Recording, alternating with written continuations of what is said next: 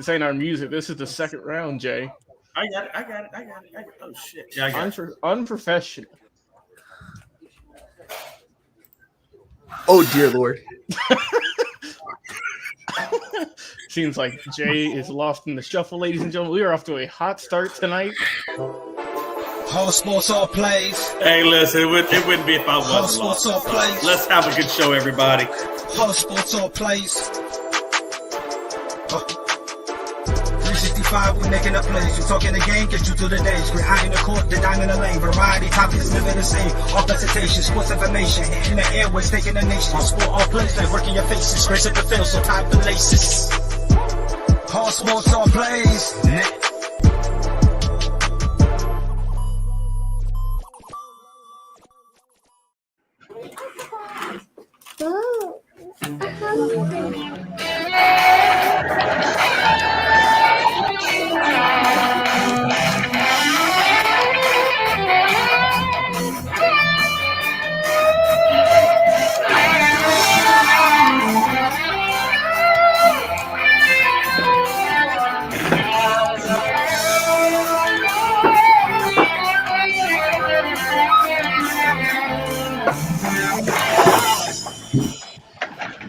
All right, everybody, it's back for another awesome episode of Unscripted. As you know, we had our live draft on the first round a couple of days ago with ASAP, and it turned out pretty well. I had a good time doing it, and yeah, man, it was awesome. And as you can see, we got Frankie back with us.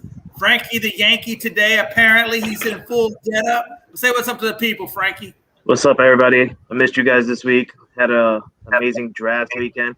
Look at Pride. Pride, you can't be like me. Take them off. Take them off, brother. There's only one me with the sunglasses indoors. Take them off. Freddie, I just want to be like you when I grow up, bro. Don't call me Freddie. It's Frankie. I'm not Freddie. I said Frankie, Freddie, same thing. Delusional Yankees fan, doesn't matter. I just want to be like you when I grow up, bro. And then we also got our ever trusted every single day here with me, unless he's got a date with his hot girlfriend. It's Mr. Logan Landers. Hi, Jay. Find it a little bit creepy that you're calling my girlfriend hot when she's half your age, but I'll take it. What's going on, everyone? Happy to be here on the show. Like Jay mentioned, we had a nice, clean, fun draft with ASAP. First, we're supposed to be 10. We did 12 because we like to give you, the fans, some bonus content. Fun times, made some jokes, made some laughs, made some friends along the way. And that's what it's all about, isn't it, right, people? But happy to be on the show. Let's have a good night. Then, of course, we got our awesome, distinguished guest from the morning show, Pride, which is very interesting to me. Why? Because we got Frankie the Yankee, and then we got Pride, who, as you know, is a Boston guy, Boston Red Sox. And as you know, they're like bitter rivals. So it's awesome to have these two guys on the show. And as you know, if you know anything about Pride at all, he always brings the smoke no matter what. This is the guy that pretty much is savant outside of stat guy when it comes to sports and pretty much puts me in my place every damn day and makes me feel about this big. But other than that, I love Pride. Pride, say what's up to the people. Sir, that I don't ever do that. Honestly, I am humbled. That's like I am humbled. He ever gave someone. I'm about to say. I'm humbled. Jay McLovin, I aspire, thrive, plan, prepare. No, I pray to be just a quarter of a man that you are. You are my inspiration. Man. You make me be a better father. I love you. God. You know what? That just makes my head about this big. That's you know what? I didn't know where to go from here. That was amazing. Hey, look, folks, let's talk about a few things outside of the topics that I saw on ESPN. I just want to kind of get out there. We're going to start off with Trevor Bauer. My God, 2-year suspension. Major League Baseball pretty much put the hammer down. Dodgers came and put the hammer down. And it's so easy. They gave him 2 years for Major League Baseball, and he has 2 years left on his contract. Kind of interesting how that coincides. I don't know, man. Sexual assault. I see people out there saying, F Trevor Bauer. He got what he deserved. I see people out there saying, well, do we really know for sure? Was she really lying? Either way, man, the boy got himself screwed, man, honestly. We're going to start top to bottom. How do you feel about that, Pride? What do you think about this Trevor Bauer issue? It's weird. I don't understand. I really don't understand it because people are saying that it's sexual assault. But if you call this sexual assault, and I guess since I'm a guy, I'm not allowed to say this, but if you call this sexual assault, then you haven't looked into it. Because all the stuff that this lady's accusing in text messages, she asked for it. Yeah. And then the next day, when he would apologize for it, she would say it's no big deal. That is why the Pasadena police had to wait in hopes and prayers that something was going to fall out of the sky into their laps. That's why they dropped it. Now, in terms of the 2 years, I do not know. I don't know why. I'm assuming it's 2 years because, like you said, Jay, it correlates with his contract. So that's probably really what it comes down to. There was something interesting that the word child abuse was thrown around. I'm not I don't know if there was something else that was found and it surrounded child abuse and that's why it was the 2 years, or if the entire domestic violence policy is named like domestic violence and child abuse. Like, I'm not sure how that really works and whatnot. It's wild, but I don't know, man. I don't know. I feel like in sports, if you're suspending a guy based on if he broke a law or something, you need to figure out what happened. And if the police don't press charges, I don't understand how you as a commissioner, who again, this is just for like a real life crime. They're not suspending him because of spider tack. They're not suspending him because he's juicing. It's basically because of this stuff. If the cops drop the charges, I don't get why he will, and that's probably because of the whole Debo thing. But I don't get why. I thought it was for like a whole second. Now I'm depressed, but I don't know why how a commissioner can still suspend a guy when the only reason you the only reason you suspended him and you had him out on administrative leave was because you were waiting to get the final result of the entire investigation. So it's weird, it's odd. But we also have to remember who this is. This is Trevor Bauer. I've never met another guy ever who would openly disrespect his own boss and not care. Like, Trevor Bauer has continuously came after MLB, the commissioner, the umpires, other players, saying he basically would say whatever's on his mind and not caring at all. So to be honest, I just think it's Trevor Bauer. Right now, he's probably going to be a number one. Nobody likes him anyway, and you already have a perception of a bad guy. They're going to hit him with the 2 years and hope and pray that the stigma stays around him. So when that suspension's over, nobody will touch him. And by the time people will start forgiving Trevor Bauer, he'll be in his late 30s and nobody will want to touch him. And that's my thing. Hey, look, whether, like you said, and it is a text messages that, that was the big thing that she asked for this to happen. She wanted this rough type of sex. But here's my thing, Pride. If I know that things can be construed a certain kind of way, and you know that this is sensitive type stuff, hitting a woman, things like that. No, but it's a trap almost. It's like, look, you're an athlete. You're everything you do is scrutinized. You can't just be putting yourself out there in those types of situations. You know what I mean? Because so many things can go wrong. And 9 times out of 10, in those types of lives, they do go wrong. Frankie, what's your opinion? Oh, are you there for me? I'm here. I'm gonna just say straight up like this. I understand we're on Unscripted and we gotta keep it, PG. But fuck him. Straight up. Straight up. I'm sorry. Straight up. Hey, I'm not gonna fault you. Because he's suspended for 2 years, and I hope when he comes back, technically I hope he don't come back. I hope he gets released, and I hope he doesn't get signed by anyone. Keep him out of the MLB. Absolutely. The other thing I want to talk about real quick was Josh Jacobs is not picked up by the Raiders. Logan didn't go. I thought Logan went. Logan, I'm sorry. Logan, I'm sorry. My bad, brother. You guys got to understand, Jay's at that age where sometimes he forgets. Hey, listen, man. All I got to remember is what side of the underwear goes in the front, okay? There you go. Wait, underwear have a front side? Hey, Pride just got enlightened, okay? Hey, well, no, for real. Hey, okay, Logan. That's awesome. What do you think about it, man? I mean, all last year, I think he only pitched in 5 to maybe 10 games last year. Mm-hmm. And then we kept seeing pretty much every 2 weeks, he's on administrative leave. He's on administrative, and that went on forever up till we got this ruling. And I didn't think we'd ever get a ruling, honestly. I thought they were just going to keep doing this till the end of time. Right. But I'm not sure if this is the largest suspension for sexual assault and whatnot. I feel like there might have been 1 or 2 cases where they got just kicked out of baseball. No, this is the largest. This is the okay. Yeah, this is so the most.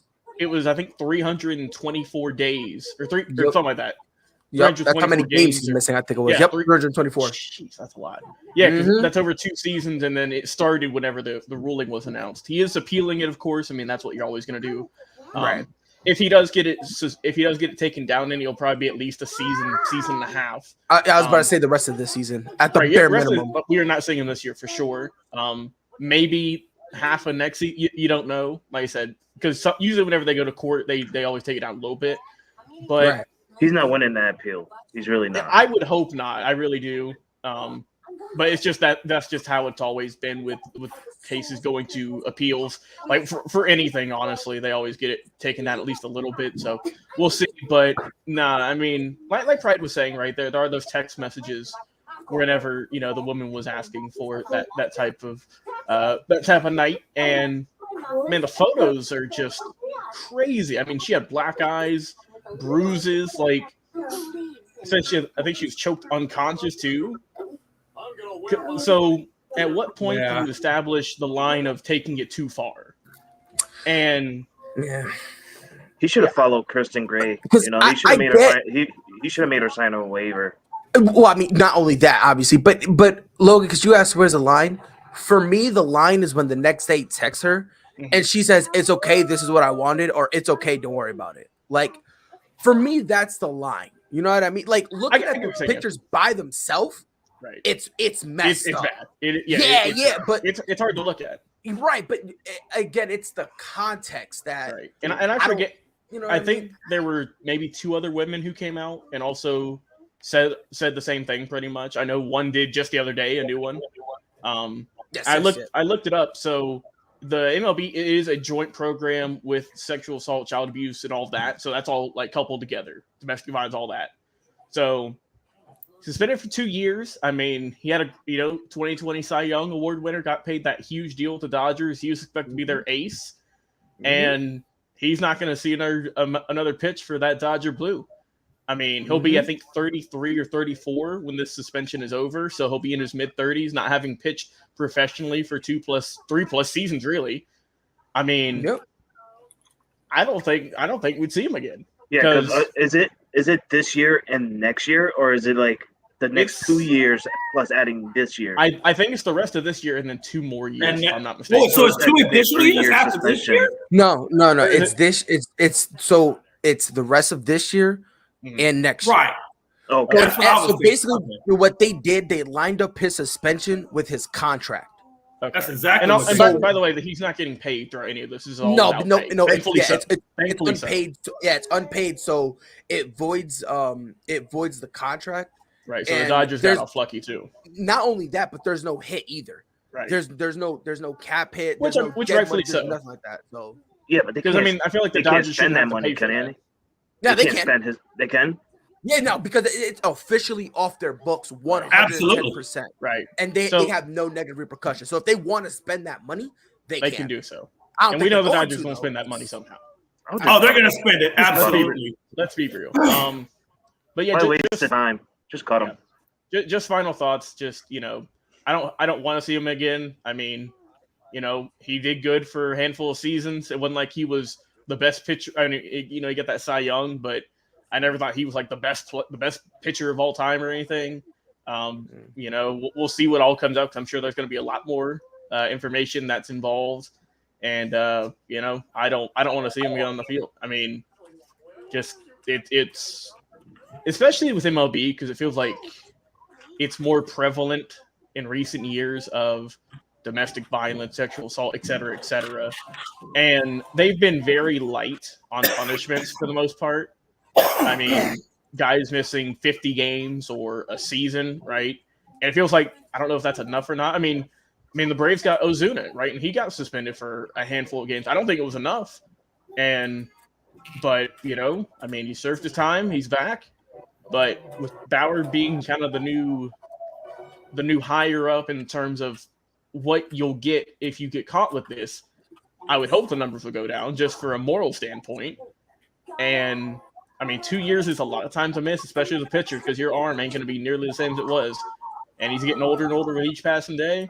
So I don't think we're going to see him again. I don't want to see him again. And if we do, I don't think it's going to be the same Trevor Bauer either. No. I want to ask Freddie a question privately because he's a Dodgers guy. He didn't condone what the Giants did. So he shouldn't condone what the Dodgers, what this guy did. So maybe he wants to switch a team since he's a team switcher. I'm going to talk to him after the show. Bauer. No, we already talked about Calvin earlier. That's just so stupid for him. Mickey said, so not Unscripted has 2 hosts that have cheating teams. Oh, see, now he's getting on y'all. He's getting on you, Jay, and you, Frankie, for y'all's teams. Sign stealing. Me and Prider, we're squeaky clean. No, Pride's not squeaky clean. No, he's a Boston, so he still has. It is just me. It is just. It's just me. It really is just you, buddy. If I do say so myself. It's just you who hasn't been. Hey, real quick. Hey. So the Raiders have decided not to re-sign any of their top picks from the 2019 draft, including Josh Jacobs. I don't know, man. What do you think? Was that the right move on their part? Definitely. I'll start first because obviously it's my team. He's getting older, right? He had a good few years. He has been kind of injury prone in recent years. And honestly, running backs are a dime a dozen nowadays. Let's be real here. Not many teams are running the ball super heavy. The Raiders have a good mix of passing and running, but they just drafted Zeus White from Georgia to probably replace him. As for everyone else, I think it was Adams and Farrell. They can get off the team. I don't care for them. They were Farrell, especially is high. I think they drafted him 4 in 19, and that was already a reach, and he didn't do a thing. But yeah, so I'm gonna miss Jacobs if he does go the way it's looking. But just because they declined the option doesn't mean that they won't try and re-sign him. But you just never know. So they might either. Obviously, he's going to go 2 ways. He's going to get a big contract or an extended contract, or he'll be gone and go into a different team. So, who was his backup last year? Can I help you? Oh, you got me on the nail there. Let me see. Was it Kenyon This is Drake? your team. I think it was Kenyon Drake. I think yeah. Right? I think it was Kenyon Drake. That's what I thought. Yeah, it was. I'm almost positive. No, it was Kenyon Drake because I saw that in the article. How we know that? And Logan had to look it up. And he's a Raiders fan. It's been a long day, all right. Jay, we caught him. I've been watching the draft for 14 hours straight. Me too, buddy. So have we. You're just a Devontae Adams fan. He was undercover. Undercover. Ladies and gentlemen, we got him in 4K. We got him. Well, look, I'm just gonna say Devontae Adams. Pride. What's your thought process on them not bringing back any of their top picks from the 19 draft? Well, I share some of the same sentiments as Logan. Again, just because they say no doesn't mean they're gonna, say whatever to them, right? But at the same time, you also got to remember they got to start saving some money. Right. They just got Chandler Jones. You just paid Devontae Adams, right? So you have him. If I'm mistaken, when they traded all right, somebody fact check me. I think they're still dealing with some of the dead cap stuff from when they traded Khalil Mack. I believe they're dealing with some of that stuff because if I am mistaken, I think it was a signing trade that the Raiders took some of the hit for. I could be wrong. Somebody fact check me on that. I just want to make sure. But obviously Hunter Renfrow is gonna come up soon. So that's I think he'll be gone. He's gonna get that that payday. But that's the thing. Like you have a lot of guys who are gonna end up being gone, right? So it's like you gotta cut the weight somewhere. Exactly, you have to. And unfortunately, a lot of times you cut the weight. You cut the weight from the bottom guys. And Josh Jacobs had a whole bunch of potential, and there was a lot of hype surrounding him coming into it. The injuries, and if I'm mistaken, I think it was a DUI in there, kind of just derailed the hype, and now people don't look at him the same. So, honestly, I wasn't shocked. honestly, I would be more shocked if the Raiders picked up the 5th year on any of them. Yeah, I would be 100%. If anyone, Jacobs was the only one who deserved the 5th year option. The rest of them can kick rocks. To be honest, but even that, because I believe this year, what they probably did, they sat down with them and said, "Look, this is your year to prove you deserve to stay on this team. You fumble this bag, you can fumble your way out the organization, and do with that as you will." So I definitely agree with you. Also, too, Fred, I checked the contract. I think the Raiders are off the books. Maybe if anything, the Bears are paying that contract. Okay, all right. So the last thing before we get into the show I was going to talk about was, and Pride kind of lightened me on a little bit there. So Zion comes out and says that he can't wait to sign his extension with the Pelicans. He's obviously very excited. So that kind of ends, I guess, for now, the speculation that, he wants out of New Orleans. And then Pride had enlightened me that. And also, he said he was healthy enough to go at Game 7 had it gone that long. So interesting stuff, man. What do we think about Zion with the Pelicans and the way things are unfolding? What's your reaction to that, and what do you think is going to happen in the future with Zion? I mean, if he was healthy, I think he would have been gone. But since he hasn't played in a year and a half, 2 years, I mean, no team really – I don't know if anyone really want to take a risk on him. Right. Just because he hasn't proven himself, really, as a number 1 draft pick. He hasn't played like one. When he's been healthy, he's been great, but he hasn't been healthy. So I feel like +2 New Orleans looked really good in the playoffs, which, I mean, I'm glad because – if New Orleans was how they've been in recent years, which is disappointing, I felt like he would have been gone for sure. But I feel that, if he can be healthy next year and if they can maintain, McCollum and Herb Jones and all those guys who were doing really good for them this year in the playoffs, I mean, I feel like the Pelicans could make maybe a nice run out. I'm not saying championship, but at least something better than what they did this year. Because, I mean, they took, they went to the limit in that first round, but it just wasn't enough. But they got a good squad, though. They have a really good team, and with Zion, I think they'll get even better. Yeah, absolutely. Frankie, what's your perspective on the whole Zion situation? I mean, it's the smart choice, right? Yeah. I mean, the Pelicans should obviously re-sign him to at least a 2 more year deal. He did look comfortable. We've seen his spin dunks in the playoffs or the warm-ups. He did get bigger, weight size and muscle. So it's only the smart move. And like Logan said, I don't think anybody else is going to take a chance on Zion right now, especially coming back from an injury. So the best move is to see what the Pelicans can do. You've seen what they can do without him. Now let's see what they can do with him. Hopefully they can be better, maybe stronger in the paint, and maybe go deeper into the playoffs if they can go. I do see them as a team that can be a play-in tournament or even a non-play-in tournament, like a playoff contender team next year. Never know. I have to stop close. Yeah. Hey, so, Pride, here's the deal. If Zion is able to come back and be healthy, how does that make the Pelicans look going into next year? Are they instantaneously going to be taken a lot more seriously in terms of the big 3 coming out of the West? You got to take them serious now. Yeah, no, I get it. You would have to take them serious now, and people want to say, "Oh yeah, Devin Booker was hurt." People forget, even when Devin Booker was healthy, they still took a game. Mm-hmm. That's true. They took a game from the Phoenix Suns with a healthy Devin Booker and a healthy CP3. Not a single soul was hurt. There was nothing. They took a game from them. And it was in Phoenix, right? Yeah, it was in Phoenix. Yeah. It was in Phoenix. Number 1 team, Phoenix, who had 60+ wins. I mean, they went in, and that alone is great. This team, especially the second half of the season, plays with energy. And I think if you put Zion on there, dude, it's kind of scary a little bit. Now, I'm not saying championship caliber, but at least play off contention. Yeah. Definitely, I think play off contention would be is. What about a top 5 team in the West? Maybe too much, or maybe top 6 or 7. I would say I'd say they're fighting for that play-in though. I think they're definitely not going to be in that play-in seed again. I think if they're in the play-in, it's only by a couple games, and they're fighting for that 6th spot. I really do, because think about it. Like when you bring Zion back, not only are, because there's a bunch of pros to Zion coming back. Like, it's not just the money that people are saying. If you look at it basketball wise, it makes sense. They have Jonas Valanciunas, who's a legitimate 5. So now you can put Zion at the 4, which is his natural position and where he feels most comfortable and where he dominates. You have a more confident Brandon Ingram, who's walking around dropping 30s more than my kids drop Pampers. Then you have CJ McCollum, who can not only add to another 25, but can also go out there and get you 7 assists. You do all that with a Zion Williamson who shot over 50% from the field and was averaging 27 points. There's no way. If I'm Zion, I don't care if they tell me to take a pay cut. I'm staying.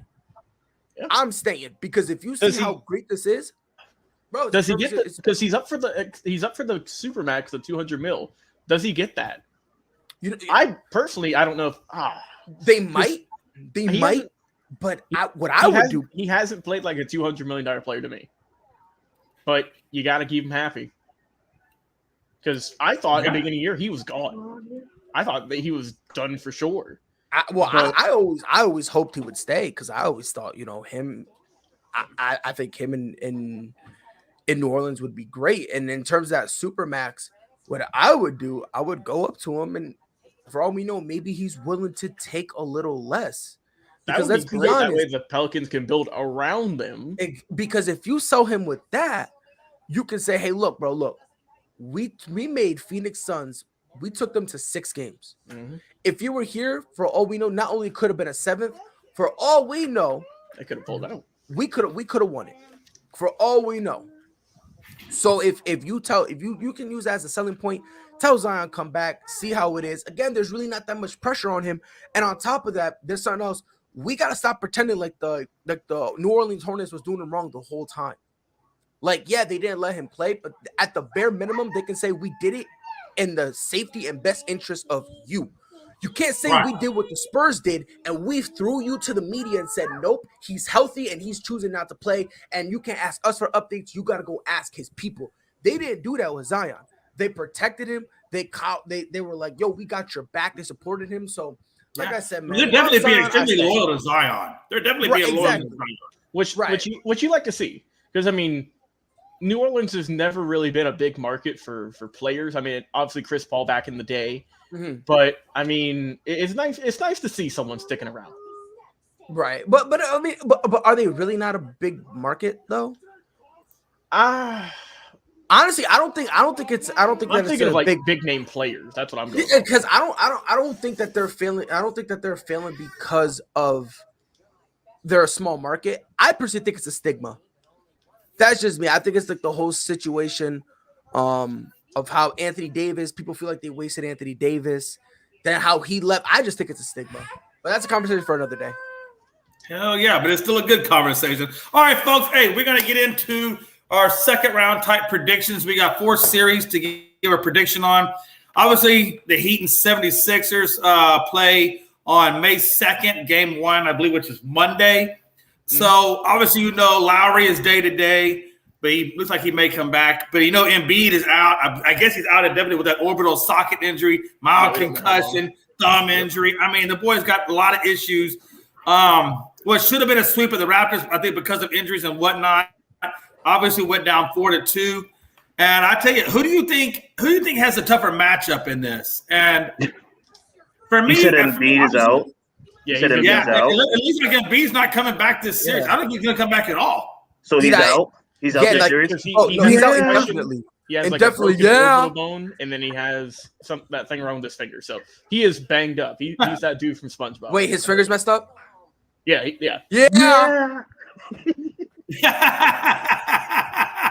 Man, hey, Pride's loving this one, man. Yeah. Hey, so at the end of the day, man, is this going to be not a cakewalk, but is it going to be an easy walk for the Heat to get to the next round? Well, for the meat, I think it'll be. I don't think they're going to sweep them, but I could definitely see it 5. Just because Harden isn't the Harden he was 5 years ago. He's still a good player, but he's not going to drop 40 every night. I mean, Sixers are still a good team, but Embiid is the one who's in MVP conversations and nothing elsewhere, right? So without him, he's a catalyst, right? Oh yeah, he's team leader, catalyst, all of that. And the Heat are one of the best defensive teams, if not the best defensive team in the league. And if you take away your number one option and just solely focus pretty much on James Harden and Maxey and Harris, those three, and then as long as Butler, like you said, Lowry's day to day, and then Adebayo and all them go to work like they normally do, I got the Heat winning this one. I think 5 or 6. Frankie? Yeah, without Embiid, it's going to be tough. It's going to be tough for the 76ers to win this one. I mean, we've seen how James Harden looked in the first round against the Toronto Raptors. He didn't look real good. So if he continues to play that way, Jimmy Butler and the Miami Heat's going to beat Philadelphia at least 5 games. At least. I think the Sixers can pull one out just because, I mean, like I said, they are a good team. Right, that's why I say 5 games. Yeah, and I think Harden's going to have a good few games. He's going to have to. But I think just as a team, health-wise and just team-wise, Miami's a lot better. I mean, there's a reason there's the 1 seed, right? So I got the Heat. Damien said Heat sweep. I mean, that could happen too. We gotta. You know what? Hey, watch this. Hey, watch this. I'm about to give the matchup question to Pride. Hey, Pride. Hey, did the Celtics sweep? Did the Celtics sweep? It's one word. Yeah. All right. Look, I'm not gonna be that biased. Look. Let me ask you this, but the same thing though. Don't you think that having your biggest catalyst not there, that these Heat could theoretically sweep this team if Harden doesn't disappear in that? No. Look, I don't know what y'all been Frankie, you're hanging out with Jay's best friend too much because all of a sudden people here want to pretend that the Miami Heat is a championship team, bro. I didn't say championship team. I'm saying without Embiid, they got a chance. Bro, can I be honest with you, bro? I don't even trust this team against the 76ers. For me, this is a matchup of the untrustables. I don't know who to go with. I really don't. Because I'll be honest, bro. Miami doesn't deserve to win because they're not a legit team. But then again, we don't know when Embiid's coming back. For all we know, he could end up missing. Let's say Philly goes to the Eastern Conference Finals. For all we know, he could miss that too. And if they get to the finals, it is a legitimate possibility that he misses that too. That's a legitimate possibility. You could have just said he missed the rest of the season. Like, I mean, yeah, because okay. He's just trying to get that word count in. He went through each round like he's gonna miss that one and miss that one. Frankie. Okay. Yeah. All right. Settle down. Yeah. Anyway, as I was saying, bro, so rudely interrupted by the guy on the bottom of the totem pole. I don't think. I'm not watching this series. I don't know about y'all. I'm not watching this one. Like the next series, you got I swear to God, to watch. Bro, no, the second series could have been a 7-game series between the Magic and the Pistons. Guess who I'm watching? Magic and Pistons, yeah, because this doesn't interest me at all. Honestly, you know what? I got Philly in 6. Oh, okay. And you want to know why I really say that? You want to know why I really say that? Yeah. If it's at any point 2-1 at all, Joel Embiid is coming back this series. I guarantee you they're not waiting for his orbital to heal.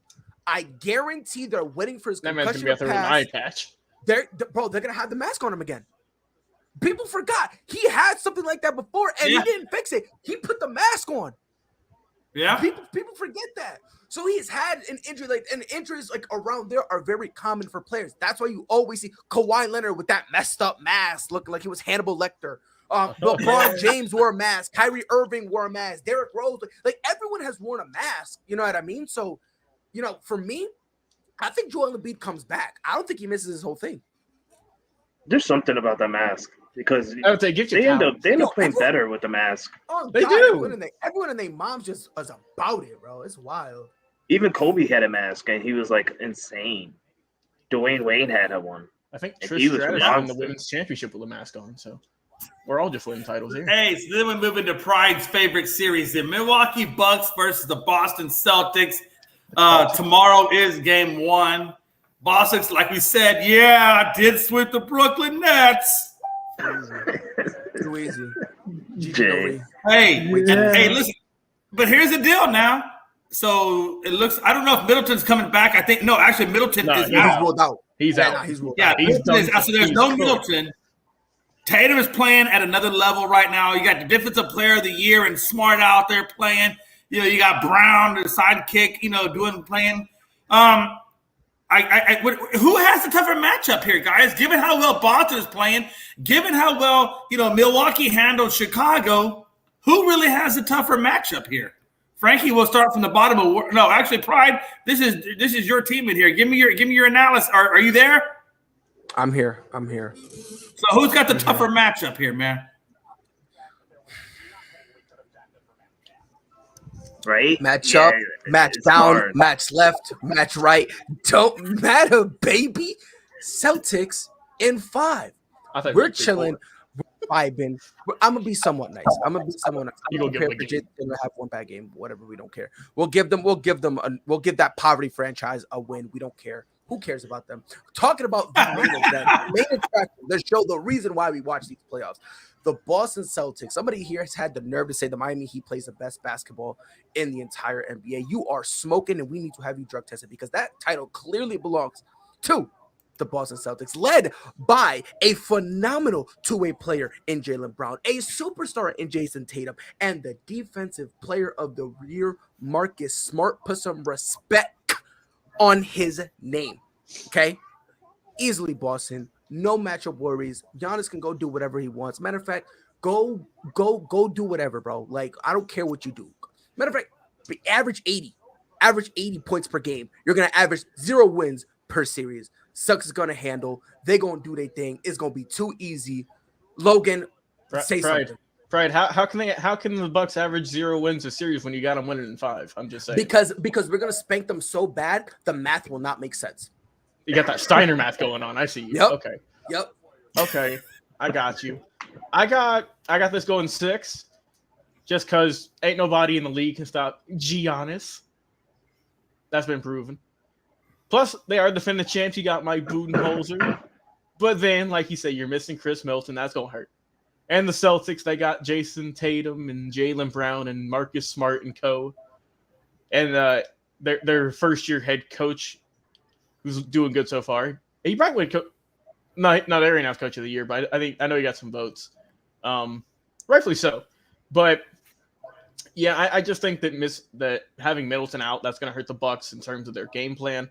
And plus, like I said, the Celtics are healthier, and usually whoever the team is that's the healthiest usually wins these matchups. So I'm going to go Celtics in 6. Interesting. Celtics in 6. Frankie, the Yankee. Yeah, it's going to be a tough matchup on both sides. No Middleton for Milwaukee. That takes the strong defense away.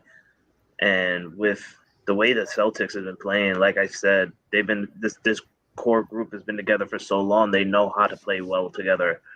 So I'm going to go ahead and say Celtics in 6, but I wouldn't be surprised if this goes to 7. But either way, I'm giving it to the Celtics. Damien said the Bucks play better without Middleton.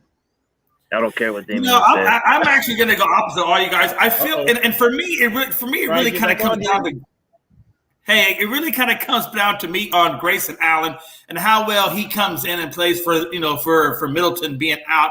And if he can play the way he played against Chicago, hitting better part of over 50% from the 3-point line, that's really all he has to do is just bank 3 points. Just make your 3 points and we're good. I think that the Bucks will take this. They're still defending champs. They still know how to win. They still know how to handle adversity. They've done it.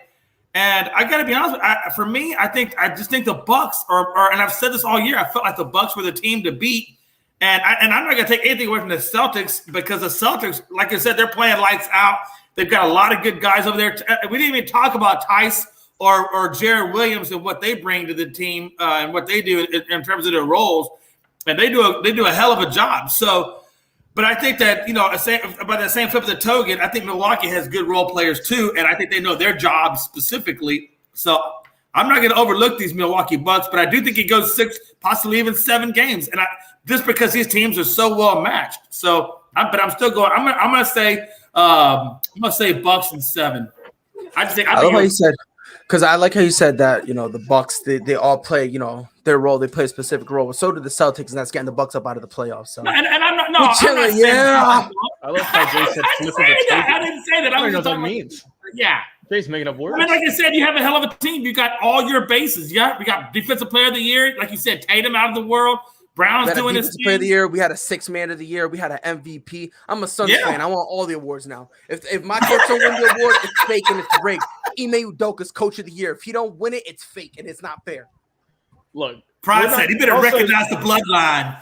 Pride said he better recognize the bloodline. It would not be surprising for a random white dude to go off in Boston. We all know how that's been over the years. If you're going to acknowledge the bloodline, bro, you can't sit at this table. Giannis, acknowledge. All right, hey, we're gonna move down one, and we're gonna talk about these Phoenix Suns who put off, they barely got. I'm gonna say what they won by 2 points over New Orleans to wrap up the series at 4-2, going up against Dallas. Or where's it? Maybe I'm thinking of Dallas. Was it Dallas that won by 2? Yeah, Dallas won by 2. Dallas won by 2. Yeah, okay, my bad. I'm thinking of Dallas. I apologize. Dallas, he's just a Dallas boy. Dallas just trying to fake it. He's just a so we got Phoenix and Dallas also being played on May 2nd, which is Monday. I don't know, man. I mean, obviously they got they got Devin Booker back. I don't know how healthy he is. I mean, he's back. He's playing. I always say, man, anytime you come back from I think it was a hamstring injury that he's coming back from. You don't know what the lingering effects are going to be throughout the rest of the series and things like that. But if he can stay healthy enough to make it through, Phoenix is going to be nobody's beating Phoenix. I don't think Dallas is not going to beat Phoenix. But at the same time, Brunson is playing at a really good level to mirror up alongside of Doncic. But both of those guys are going to have to play great, almost damn near out of their minds if they're going to beat this Phoenix team, because McGee, Ayton, they're going to be a very tough matchup combination for Powell to have to deal with. So, obviously, I'm going Phoenix. I think Phoenix in 5. I'm going to start this time at the bottom. I'm going to go bottom up. Frankie, Phoenix and Dallas. Who you got? Phoenix in 6. There you go. Short and sweet. I got Phoenix in 5. Also, we didn't even get to mention, because we weren't doing a show on Thursday, Chris Paul going 14 of 14 from the field. What a guy! Yeah, what a phenomenal! What a point guard! What a guy! Frankie, you just upset? Frankie don't want to give no props. Frankie's upset because he should have been a Laker. No. You want to know why he's upset? You want to know why he's upset? Because he can't see his favorite player, Kevin Durant. That's what it is. I get it. It's okay. I know you'll get over it. I promise. But awesome. Yeah, I got Phoenix in 5, just because Chris Paul has been playing really good. As long as Scott Foster is not the referee, they're going to do good. I think even though Booker has been banged up, I think he'll still do fine. Ayton, he'll do what he does. Like I said, they have a really deep bench too. So I got Phoenix winning this one. Luka will average like 25 plus a night because, I mean, why wouldn't he? Brunson has been a good addition, but I think he'll get paid in the offseason, so he'll be gone. So, like we mentioned in the previous show, Jay, Dallas really screwed up by not giving him an extension, and now they're going to reap what they sow. This probably his last series with them before he moves on to that payday. So I got Phoenix in 5. Look at Unscripted. Yeah, I agree. Pride.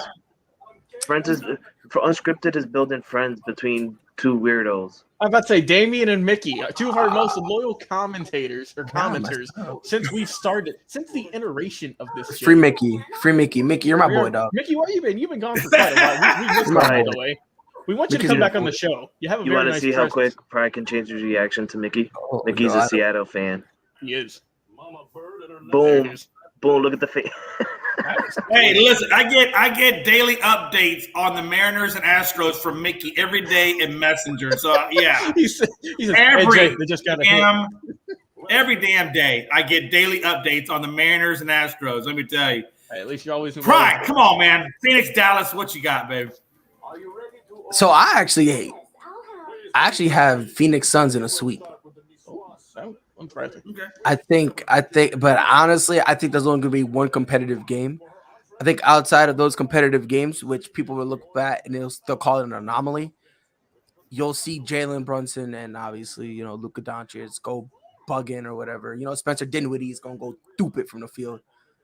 Outside of that, I think they're getting smacked. They're getting walloped. They're getting thrashed, mauled, whatever verb, adjective. Pride's been reading the dictionary today. It's gonna be horrifying. Look at even Damien saying, look at that comment. This is the most stupendous commentary Pride has ever said. Yo, you a clip, but nah, it's gonna be bad. I got Phoenix in a clean sweep. Our boy Iverson vlogs. Jay, what's going on? We're getting all of our originals coming back. He said Suns match up better with Dallas than they do the Pelicans. They're coming out the woodwork today, which is good. I like seeing that. Iverson vlogs, what's up, baby? He said Suns match up better with Dallas than they did the Pelicans. The Suns have rebounding issues, and Pelicans had good rebounders, plus no book for 3 games. Yeah, so I think because Dallas don't have that much. They don't have a bench really. So I think we're all in agreement. Yeah, Suns moving on. Yeah. What's our next game, Jay? So that puts us down to the last matchup. Hey, that puts us down to our last matchup, and they literally just finished last night. Memphis did, taking over the Minnesota Wolves to join up now to take on Golden State. Mm-hmm. It's going to be a really good matchup, I think. But I do think, Poole is legit. He's a legit most improved player. I don't understand why they gave John Morant most improved player, because he really has not improved like that as much as Poole has. He's a great talent. Nothing to take that away. But how do you get the top 3 pick a most improved player award? That makes no sense to me. Yeah, I don't understand that. Because he wants to say what Draymond Green said. Great. I don't know, bro. It makes sense. It makes My thing is, No, my John thing is, Morant like, earned that. No, John Morant? I believe if he's gonna get MVP, he gotta get something. No, because here's the thing: most improved players is not meant for a guy who was a number 1 option and gave you 20 points officially, and then all of a sudden, basically, that's not what most improved is for. What should he got? Most improved team, yes. It's What for should he bums. got? What should he got? It's an award for bums who hooped out the next year, or a guy who was injured and missed the entire year and came back and picked up where he left off. Exactly. That's what most improved players for. It's not because John Morant is now averaging 3 more points per game while taking 5 more shots per game. That's not what the award is about. It's for, okay, are you a bum? You're a bum this year. You were a bum last year. What are you this year? You're good? You're a commodity? I'm going to put it to this way. That's why I'm going to give it to Jordan Poole. I thought Poole deserved it. Jordan Poole got Steph coming off the bench. Do with that information as you will. That makes him my MVP. I don't care. That's a good point. You got Steph coming off the bench. Do with that information as you will. Is he a rookie? Isn't Poole a rookie? Second year. Second year. Oh, okay. He said the Fakers I get banned from the net. I got Poole. I think Poole is got to be, man. The way he's playing, it's just stupid. How he didn't make the finalists is a wild. I do not understand how he did not make the finals. Iverson said, I want the Grizzlies in 7, but I think Golden State in 6, if I had to be real. Also, Iverson, don't forget, Allen Iverson, Memphis Grizzlies legend. By the way, Iverson said that this is Jordan Poole's 3rd year. Okay. Second, Damien 3rd, don't matter. House He got bro, on his rookie contract, he got this dude coming off the bench. You name me another player who could do that. This is going to be a good series. Also, can we officially acknowledge the Minnesota Timberwolves as the Atlanta Falcons of the 2020s already? How do you blow like 5 leads in 5 games? I don't know how. Honestly, I think it's worse. I think so, because I think it's worse because the 20 points in one night. That's gonna stick with me. They were up by like 15 last night. They should have won that game. So the Timberwolves are the new choking symbol of the 2020s. Yeah, don't pull a Minnesota. Yeah. It's gonna be a tough one, man, because both these teams are good. I would love for Memphis to win, just because Memphis they need some love. But I don't know if I can bet against Steve Kerr, man. Steve Kerr, Steph Curry, Draymond, Thompson, Poole, etc., etc. I'm gonna go Golden State in 7. I think this might be the series to look out for, and because them and Denver had a really good series. I know it was 4-1, but those were some good games. But I think Golden State in the playoffs has just been something different in the last 10 years. So I'm gonna go Golden State in 7. Frankie, your opinion, brother. This is honestly my dream matchup. This is my dream matchup. Jay, this should have been Logan. This should have been Western Conference Finals, honestly. What have I been saying since November? No, you've been talking all about Memphis. since November. That was my hot take that Memphis would make it to the Western Conference Finals. Yeah, I've been saying between Phoenix or Golden State. I am one round away from my prediction, my 9-month prediction. Well, it's not like you're pulling the craziest prediction out there. I mean, there's all good teams. It's not like this prediction is come on, all inspiring. It's still impressive, Jay. Give him some credit. Well, honestly, for Jay, it's Minnesota though. If you would have said, "Hey, Minnesota's going to make it to the finals," okay, and they did, bro. And that's I'm not saying Jay, that.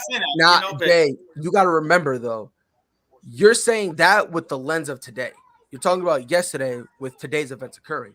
What I mean by that is when, at the time when, because I remember when I first got here, that was one of the first things Frankie said. I thought he was crazy. I swear to God, I thought he was crazy. You thought he was crazy just in general, not bro, just for that. But at the time he said it, not a single soul on God's green earth expected not only John Morant to take this massive lead, but also the entire team as a unit, top to bottom, plus the coaching staff and Taylor Jenkins. So, Frankie, I'm giving you credit. I don't care. And if Jay don't want to give you credit, I'm giving you double credit. No, it's not that. I'm gonna give him credit. I'm gonna give him credit because he did say that. He has been saying that since November. Jay just a hater. Yes. I know, man. God, I hate when I get like that. No, but hey, let me ask you this. So, does anybody see Steven Adams? Because he didn't play he didn't match up well, so they didn't play him last series. Right. Does Steven Adams play this series? No. Depends on the lineups, because Golden State is a lot smaller, and he'll get cooked like some chicken if he's out there. 100%. So 100%. It just depends. But if so, he's going to get very limited minutes. Right, it's going to be the same thing. I'll be surprised if there's going to be some DNPs on his thing. Marcus Slayton says Golden State in 5, Philly in 6, Bucks in 6, and Dallas in 7. Wow. That's a brave one. That's a bold one there. I wish I had your brave one. Steven Adams is out tomorrow due to a safety protocol. He'll be back by game 2. Okay, so he's in safety protocol anyway. So he's going to miss tomorrow. And guess what? Ironically, he's going to have more minutes. He wasn't even going to play anyways, probably. Yeah, bro, he'll get more minutes in game 1 than he'll get in game 2, 3, and 4 combined. So what are we talking about? Yeah. So here's my thing when it comes to this. I'm very perplexed. I'm very befuddled, confused. I don't know what to think because digging deep in that dictionary today. I'm somewhat intelligent. I have the intelligence of a blind squirrel running across the street. All right, I'm kind of smart. Look, I've been saying for a while now, a little bit after Frankie, Frankie started this movement, and then I got into it with Randy, who's in the group chat. So I started looking at the Grizzlies objectively, and when I started seeing them, I've been saying that these dudes are gonna make the Western Conference Finals. A while before, one of the hot takes I had was I could see there's only 3 teams I would trust to sweep the entire West. Ironically, all those 3 teams are Phoenix, Golden State, and I said the Jazz. Boy, I gotta get drug tested. But the Grizzlies, that was my 3rd team. And I honestly believed at the time that the Grizzlies could actually beat Golden State. So for me, I'm scared because it's in the beginning. If you asked me this last week, I would have went with the Grizzlies. But Steph coming off the bench, and then game 5, I think, is when they put out their death lineup, which was Steph, Jordan Poole, Clay, Wiggins, and Draymond. Which, wow, I'm gonna say gold. I'm gonna say Grizzlies in 7. Wow. So you got Grizzlies over Golden State? I'm gonna have Grizzlies in 7. Only because I have to. The hype I've been building up for them, I gotta remain by it because I will look dumb as shit. Because I've been saying this for a while now. I really think they could. And my boy Pride. Oh wait, hold on, Frank. You're picking the Grizzlies too? I'm going Grizzlies in 7. Oh, word! All right. I gotta keep my prediction true. In all honesty, and Jay, that makes my decision. Now I'm more confident saying this Golden State. Yeah. And that's the thing, though, Pride, right? That's the thing. Because even though I think Golden State's going to beat Memphis, I would love to see Memphis actually win that series. This is going to be the toughest matchup. What I want are 2 different things, Yeah. I would love to see Memphis go up against Phoenix, honestly. I disagree. Yeah, I was about to say, I think this will be the second. Which one's first for you then? What if Phoenix makes the Western Conference Finals? I was just saying for this round. Oh, yeah. Yeah, this round. Yeah, two, no, yes. no. For this round, if I had to rank it, I would go Golden State, Memphis, Boston, and Milwaukee, Phoenix and Dallas. But you can honestly flip Phoenix and Dallas and Boston and Milwaukee because I think those are very close. And then we'll just put Miami off in the corner away, so that way it doesn't touch the other kids and get them sick. That's what we'll do with them. We'll just. Iverson said it. No, but hey, again, all good stuff, man. Honestly, all good stuff. And I gotta be honest with you. Hey, starting tomorrow, I think this is when the playoffs really, really get exciting. I think the tension, the momentum starts to build, and this is a part of the playoffs that I really enjoy. Do y'all feel the same way? I'm there with you. I'm there with you. I like the first round. Yeah, it's cute and all. It's nice. Yeah, first round's all right, but it wasn't any upsets really. Yeah, once you start getting to the semi, this is gonna get juicy. Now we're getting to the nitty gritty. Yeah, now we're getting to the meat. Yeah, now it's gonna get juicy. Right. All right, folks. I just love the way you guys talking right now. Can you say it again? Juicy. Hey, are your nipples getting hard? Can I say that on TV? I don't know. Whatever. I'm about to say we've said much worse on this show, so I think you'll be fine. Jay, it's a little weird when you're talking about my nipples. Only I can talk. Yeah, I'm not going to talk about you. I'll leave that alone. Hey, listen, folks. So there you have it from Pride, myself, Logan, and Frankie C. That's our predictions as we see it before the playoffs before this round starts. And I'm going to be curious as to see how it all plays out. Anyway, tomorrow will be awesome. All right, folks, going on to our next subject matter. We're going to talk about A.J. Brown getting traded to the Eagles. Obviously, as you know, AJ just signed a 4-year, $100 million deal. Am I right? Yeah. 4-year, $100 million, $57 million guaranteed with the Eagles. I'll take Tennessee. Obviously, went out, and I guess they didn't. I guess I don't know if they had the money or they whatever, but they went out and got Treylon Burks, the wide receiver out of Arkansas, to replace Brown to marry up with Xavier Woods. I don't know, man. Brown has. I don't know. Is he worth it? Let me ask you guys a question. So he just finished up his rookie contract. The last year he played, he had 63 catches for 869 yards, 5 touchdowns in 13 games. And the previous 2 seasons, he actually eclipsed the 1,000-yard mark. For Hurts, obviously, Devontae Smith, A.J. Brown looked pretty good to him. But let me ask you this. Given his last year's production in 13 games, is he worth the 4-year, $100 million? Pride? Logan, are you checking what I'm checking? Yes, Jay, you said Xavier Woods, and that is not that is a safety or the wrestler, depending on who you're talking to. Oh, I don't know Woods. I just know it's Robert Woods. There it is, Robert Woods. Yeah, the dude. Thank you, the guy from the Rams. There it is. Check me. He's not with the Titans. It's funny. I meant to say Robert Woods. My bad. Anyway, it's funny because whenever this trade happened, then we saw that they drafted Treylon Burks, great receiver out of Arkansas, by the way. Mm-hmm. His comparison was A.J. Brown. That's the ironic part about it. They have like memes, similar builds, similar games, pretty much. Have you seen the Spider-Man meme yet? It's like the 2 Spider-Mans pointing at each other, and it says Treylon Burks and A.J. Brown pass each other at the airport, and it's just them pointing at each other. It's so ironic because like when the trade happened, and I can't remember, but literally one of the comparisons was this gonna be bad, but A.J. Brown, and I just started screaming at the top of my lungs. I think because they didn't say what the reason was. If I had to guess, it was money, because there was reports before the draft that they weren't going to trade him. But don't forget, Jay, I had mentioned on the pre-draft show that who is it? They had the same agent. They all had the same agent that was wanting some money. Right. Oh, it was A.J. Brown and maybe Odell or somebody. I forget off the top of my head.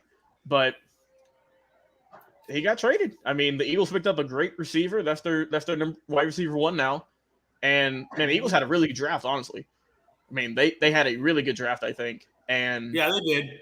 I'll be honest. I don't think anybody messed up in terms of the draft. I think there's a couple questionable picks. Yeah, but I feel like the Eagles had one of the better ones just because they got obviously they got Brown, they got Jordan Davis, they got Nakobe Dean in the 3rd, 4th round, which was a steal, I think. Wild. That's some highway. I was asking. Okay, can we get? That's a subject. Is anybody here? Did Nakobe Dean was he really? Did he really need to drop that damn far? I was kind of surprised. I think he had some bad medicals. If it had to be, I think he said he refused shoulder surgery or something. Because I think he was probably one of the better, if not the best player on the Georgia team last year. He has a tremendous upside. What was the question? I don't even know what y'all laughed. I was too busy spewing my knowledge. Frankie's dying at the bottom over there. No, because I couldn't hear. I couldn't. And I know what y'all are laughing at, and I'm about to put what I think about it in the comment. Right, put it in our private chat, Jay. Can I ask you a question? Have you guys ever watched the Wild Thornberries? He did the Donna Thornberries. I'm gonna have to go back and watch the tape. When Jay asked that question, he took first 2 minutes like.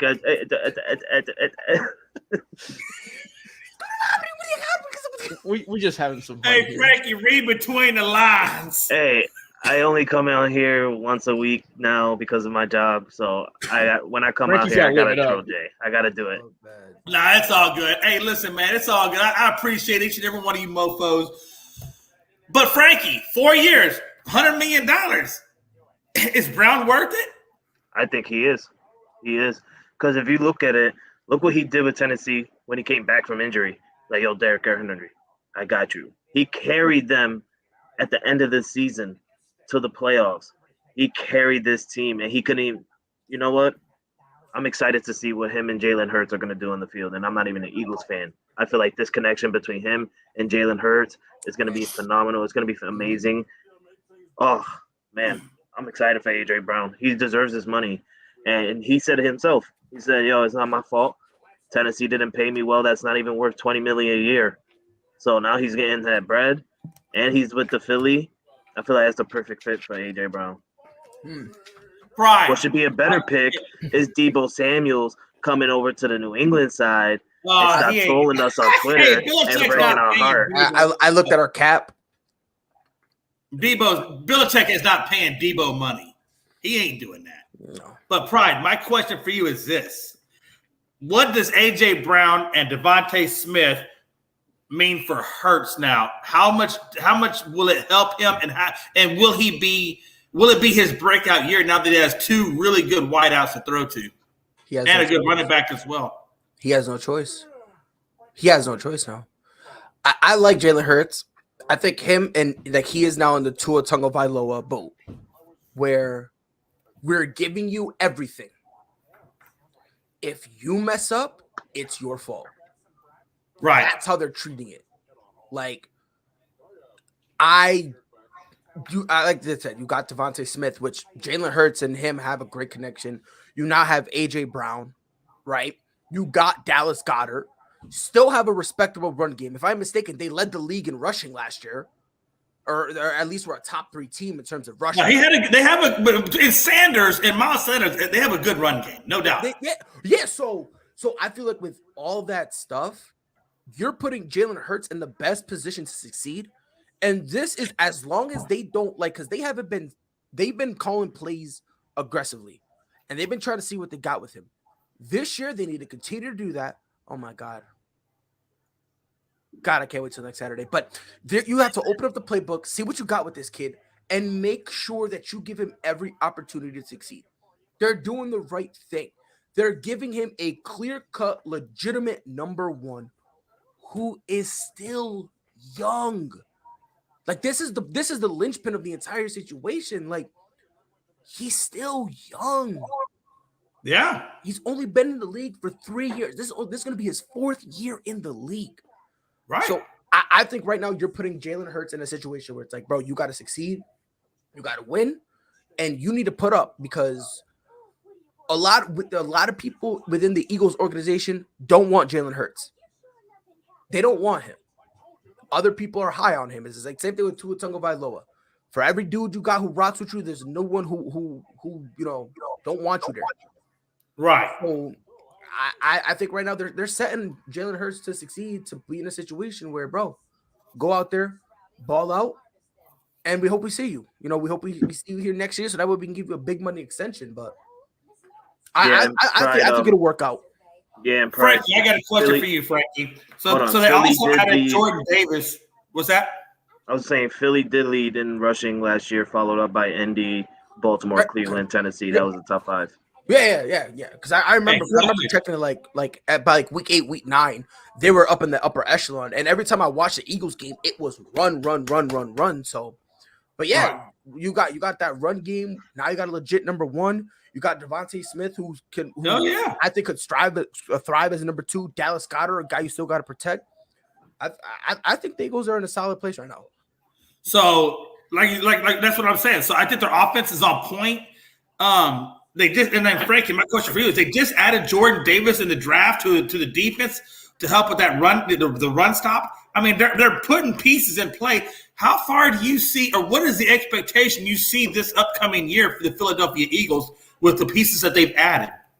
Honestly, Jay, I see the Eagles probably being, if not second seed behind Dallas or Giants.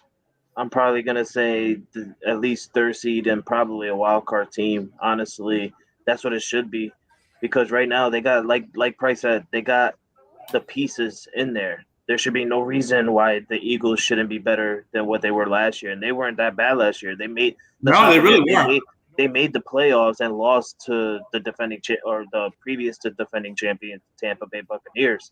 So if they could make the playoffs last year and now have a better team than they did last year, I don't see why they can't go farther into the playoffs this year. They have the perfect pieces in every position around the Eagles organization. Now, what that means is it's going to come down to basically like what Price said. It's going to come down to Jalen Hurts and then how he does, and it's also going to come down to the head coach and how he does well with coaching these guys. Because Logan, you're so immature. I hope you heard me. You are so immature. He said Jalen Reagor is a true number receiver. So immature. But honestly, because can I be honest, Jay? Don't get mad at me. And by the way, your best friend's gonna. No, you're good. Okay, before you say it, because I want to see if what I'm thinking is what you're thinking, so that way there's validity to what I'm thinking. Mm-hmm. What I'm thinking is actually, I think they could win. I think the Eagles could win the division. Is that where you were getting ready to go with that, Brian? Yes, I think they have a legitimate chance because Dallas has a lot of holes that, frankly, you're not going to be able to fill due to the fact that with all this money you're paying, and not only Dak Prescott, but I think the contract that really kills you, and I think this is a general consensus, that Ezekiel Elliott. I think that contract is what's hurting you really, really, really bad. You know what I mean? Yeah, I totally agree with you. I totally agree. You know what I mean? Defensively, they haven't been able to really do much, and now you basically had to give money to Michael Gallup for him to be your number 2? Yeah, no, your number 1. Yeah, pretty. Yeah, he would equate to the number. Well, I don't know. It's gonna be toss up between him and CeeDee Lamb, depending on what they do with CD. But I don't know, because I've seen CeeDee Lamb go up against number 1 receivers, and he just doesn't have it. Yeah, and it's just more of a when he does his move and they're still on him, he kind of just gives up. He just whatever, like, you know, like he doesn't fight through it. Yeah, he doesn't, because he's just like whatever. Maybe again, that's something you can fight through. That's something you can change. You know what I mean? Like, you just, all you gotta do is be on him and keep pounding him, let him keep going. You know, he'll be fine. But Michael Gallup coming off a torn ACL, that is not going to be good for you at all. I do like a lot of people got mad that you picked up that offensive lineman from Tulsa in the first round, and Tyler, whatever his name is, Tyler Smith. And I'm like, bro, your offensive line that used to be the best is not good anymore. It's because the guys are not getting older, and now they're getting injured. Like, they can't even. Well, they definitely got past the prime of that line and didn't do anything. Exactly. So now it's like you got to start. You know, you have to start looking at that type of stuff. Oh, so absolutely. I think that's my thing, Brian. That's my thing. Because look, as a Dallas fan, since we're talking about Dallas, I mean, honestly, if I look at it objectively, and I try to be as objective as I can, especially with my own team, and I hate it, but the reality of it is, like you said, we're drafted at 24. We're getting a subpar, maybe decent offensive lineman, but nothing that's going to be transformational to plug in. We got another offensive tackle, offensive lineman in the later rounds, but again, nothing that's going to make transformational differences on the offensive line. So really, when I look at the offensive line, it's going to be pretty much the same as what we had last year. I don't think there's anything that's going to be different about it. And then, like you said, Zeke is not I don't think Zeke either lost something or they're not giving him the holes to run through. But then I say that, but then I see Tony Pollard when he comes in as a change of pace back, and Tony Pollard can find yardage that Zeke wasn't finding. So that kind of gives me questions about Zeke. And like you said, we lost Cooper. We got Gallup off an ACL as our quote-unquote number one, followed, like you said, by CD. But like you said, he gives up when he can't get through the fight. He doesn't fight through it. So and we didn't add anybody. We brought in no free agents, but we lost we lost our own guys. So how can you compete when you're losing but not replacing? So of course even if CD Lamb is your number one, let's say even if CD is your number one, you still need to rely on Michael Gallup, who again. So even if he's your one or your two, the concerns are still there. You know what I mean? Jay. Defensively, outside of Micah Parsons, you guys were getting cooked. And don't tell me about Trayvon Diggs, because for every interception he would get, he would give up like 3 touchdowns. Oh, I get it. Oh, it's and you know, and again, he risked it. Like, you know, he likes that risky attitude, and that's fine. But there's times you gotta taper that back somehow. You can't just always go for broke, because the play that basically immunizes who he is as a receiver is basically the New England game. Don't tell me this garbage that he was supposed to have safety help over the top, because no corner is biting off a fake, a pump fake that slow from Mac Jones. I don't care what anybody says. You put anybody else out there, they're not biting like that. But again, he threw the interception, and what he do the next play, what did he do when we got the ball and went out there? He attacked Trayvon Diggs, threw a fake, he overcommitted and got burnt. And again, don't tell me about safety over the top, because guess what? No other corner would have let that happen. That's one. And two, again, if let's say there was, quote, safety over the top, whatever, he still gave up at the bare minimum a first down. So don't absolutely. That. So, Logan, before we get on the next topic, my question for you is this. When it comes to Philadelphia Eagles, we've been talking about Jalen Hurts, the addition of A.J. Brown and what he means, and obviously addition on the defensive side of the ball with Jordan Davis and all the picks that the Eagles have picked up in the draft. If Jalen Hurts plays good, like if he comes out and he does his job and he puts out a good performance at the quarterback position for the Philadelphia Eagles, do you think that, again, puts them not only as the winner of the division, but can they go deep in the playoffs given what they have now? I think they're expected to. They drafted really well. They had a really good team last year. Like I said, I know they had some flaws, and Hurts was still super young. But their defense is still solid. They've picked up some good pieces in the draft. And like you said, with the free agent additions they've had, and I mean, like you were saying, I mean, Dallas hasn't done a whole lot. Washington's done a little bit. New York's drafted a few guys, but I think that team-wise, like overall, I think Philadelphia should be the favorites to win the NFC East. If not, then I think they for sure will make the playoffs. And like I said, I was giving my takes on your team, Jay, and I was saying Tony Pollard was pretty much as good, or if not better, than Zeke last year. I mean, stats don't prove me wrong. And I thought Tyler Smith – I did a whole video on Tyler Smith. Out of Tulsa, clunky, like super aggressive and not in a good way. He had, like, I think 20 penalties last year, close enough. So I don't know if I think he'll be a backup just because it looks like he's going to be behind Tyron Smith. Right. Man, at left tackle especially, you got to hit it out of the ballpark. And I mean, they're going to have to put a lot of development into him before they can put him. I thought he was a second-round talent at best. I did not see him going. Yeah, I agree. No, I agree with you. I will say, out of everyone here on this call, I think Frankie had the most insane first-round selection, going with a young man out of the University of Chattanooga, Tennessee. So that no one's even heard of. No one thought was even going to get drafted. Mr. Irrelevant should have been. Watch him be the GOAT at his position. Watch. You want to know what's funny? I'm going to say, watch him be a 10-time Pro Bowler. Watch it. And right here, the funny part about it, I love how Mr. Irrelevant this year was a mobile quarterback. Yeah. Guess who picked him up? Patriots. The San Francisco 49ers. Oh. Who was Mr. Let me see. That's like their fifth Brock. quarterback. It's like Brock something. Let me see. Brock Purdy Brock from Poacher, Iowa State. Poacher, something like that. Brock Purdy from All right, Iowa so State. at the sake of time, we're gonna move this show along a little bit, man. move on, Jay. Rodgers, we kind of already talked about this. Rodgers surprised by the Adams trade. Let me ask you guys. This is what blows my I'm mind not about. surprised. I'm cool with it. Y'all Hey, can but take this this is one. what blows Y'all my can mind. take this one. Hey, this is what blows my mind about Aaron Rodgers. And if you're asking for $50 million a year and you already know your team is cap strapped, how the hell are they going to have anything under the sun to offer Devontae Adams to keep him? You don't, Jay. I don't understand that. You know what I'm saying? I mean, I feel like they got some karma too in the draft because by the time they got to their pick, like top of the 6 or 8 top receivers were already gone, and then they went with two guys from Georgia. So but Logan, he goes on the Pat McAfee show and says that he thought him coming back would be enough to influence Adams to return. No, really? I'm sure once Adams saw how much money he was getting, he realized how much he was not going to get, and that's why he left. That's why he's with the Raiders now, rocking the silver and black. So, I mean, I don't know who. Like I was saying on the pre-draft show, Jay. I think the leading receiver for the Packers will be the hot dog vendor, who's going to put up 75 catches for $12.50 this year. Because I don't know who any of the receivers are. I really don't.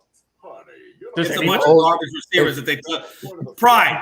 Are you in any way? What do you think about Aaron Rodgers being surprised about Adams' trade? Is he delusional? Oh no, he's by far the he's dumbest very dude. delusional. He's stupid. He's stupid. He's not delusional. Delusional's like too nice. No, 100%. Like by far, you are the dumbest man. And honestly, I've been saying this. I wouldn't have given Rodgers that much money. That's a whole lot of money for a guy who's going to be 40 by the time this is over. No, I'm exactly. I'm not paying. By the way, so they're projected. This is how bad it is for the wide receiving core. Your biggest splash in free agency was guess who? Sammy Watkins. Oh Lord. That was their biggest splash. I'm telling you, Pride, the hot dog vendor's gonna have a sweet season this year. Not in the beer guy going up and down the aisles. They're gonna average about 1,500, I'd say. But look, I will never understand the stupidity that is Aaron Rodgers. And they drafted Christian Watson from North Dakota State, who our boy Daniel Kelly drafted as like a 7th round guy at best. So all right. So for Aaron Rodgers to sit there and say, me coming back, I thought that would influence him more. Shows how out of touch he truly is with reality. Pretty much. Yeah. The problem in his own world. Right. Like, and I just want to read some stuff off to you guys real quick because I'm going to tell you why he left. This is why Devontae Adams left. This is why Devontae Adams, it wasn't about money. He was just trying to be nice because he didn't want to bash Aaron Rodgers because he knew once I start bashing Aaron Rodgers, people are going to look at me funny because for some reason we have to coddle Aaron Rodgers because he's a moron. But these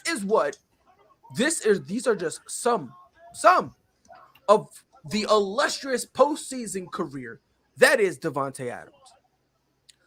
2014, he played in 2 games. Solid, right? In 2 postseason games? Yeah, two games. 14 targets. Not bad, right? 7 a game. Not bad, right?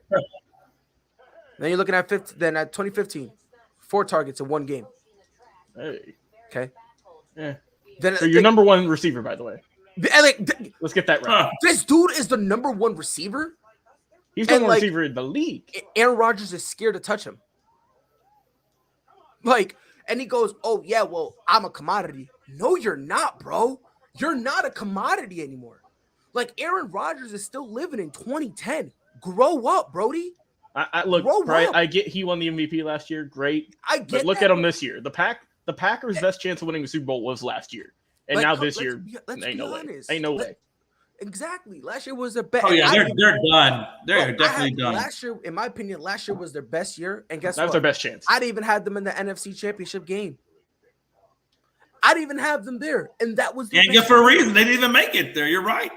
I'd even have them, and I know some people who didn't have them, and we were killed and criticized, and now all of a sudden, when we were right, all the bozos who don't even watch football, all of a sudden went silent. By the way, Frankie, your best friend, went 0 dark 30.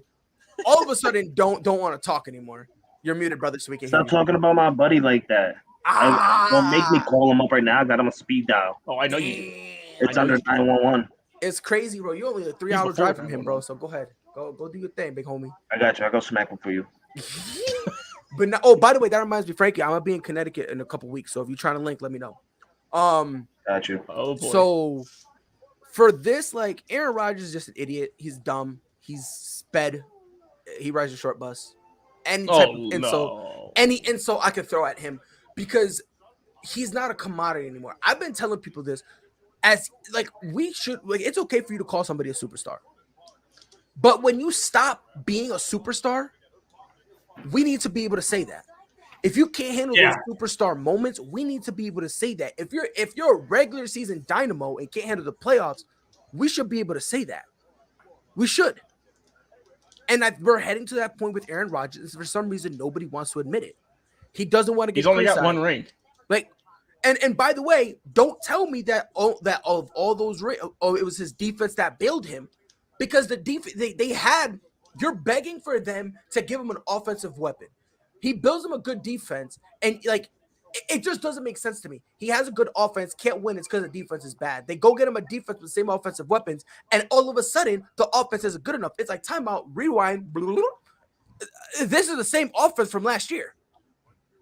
So how is it all of a sudden bad? I will never understand. Yeah, I won't either. But again, I think that's just Rodgers' thinking patterns. Bro, he's got to stop living in 2010. He has to. Bro, we moved on a whole decade, bro. Bro, Elon Musk bought Twitter. Get back over here to the side of reality, brother. Like, bro, my guy over there, like, yo, Aaron Rodgers so back in time, he logging in MySpace head ass, bro. Like, come on, bro. Nah, like, bro, he's on that AOL chat line. Honestly, he's doing dial-up, brother. He's like, yo, man, get off the phone. I'm trying to send an email, head ass, man. Like, no. Someone's got to tell him and let him know, bro, this is not, like, this ain't 2010 no more, dog. Exactly.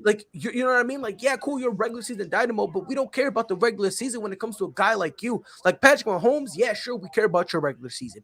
A guy like Matt Stafford, who went to a new team and had to prove something, yeah, we care about your regular season. Joe Burrow, can you repeat that stuff? Yeah. Josh Allen, same thing. You know, you're a young guy, so we want to see your stuff. But when you're an established guy, no one cares about your regular season. It's like us with Mac Jones. We love the shit out of what Mac Jones showed us in the regular season. And when playoff time came, we expected us to lose against the Bills, obviously. Like, Mac Jones isn't ready for playoffs. So, like, we were happy to see what Mac Jones brought to us in the regular season. Like, it's like what Price said, it's different. It's a different time. All right, folks. We're going to move on to the next subject matter. Enough about Aaron Delusional Rodgers. That's what I call him. A-tard. Cards get Hollywood Brown from the Ravens.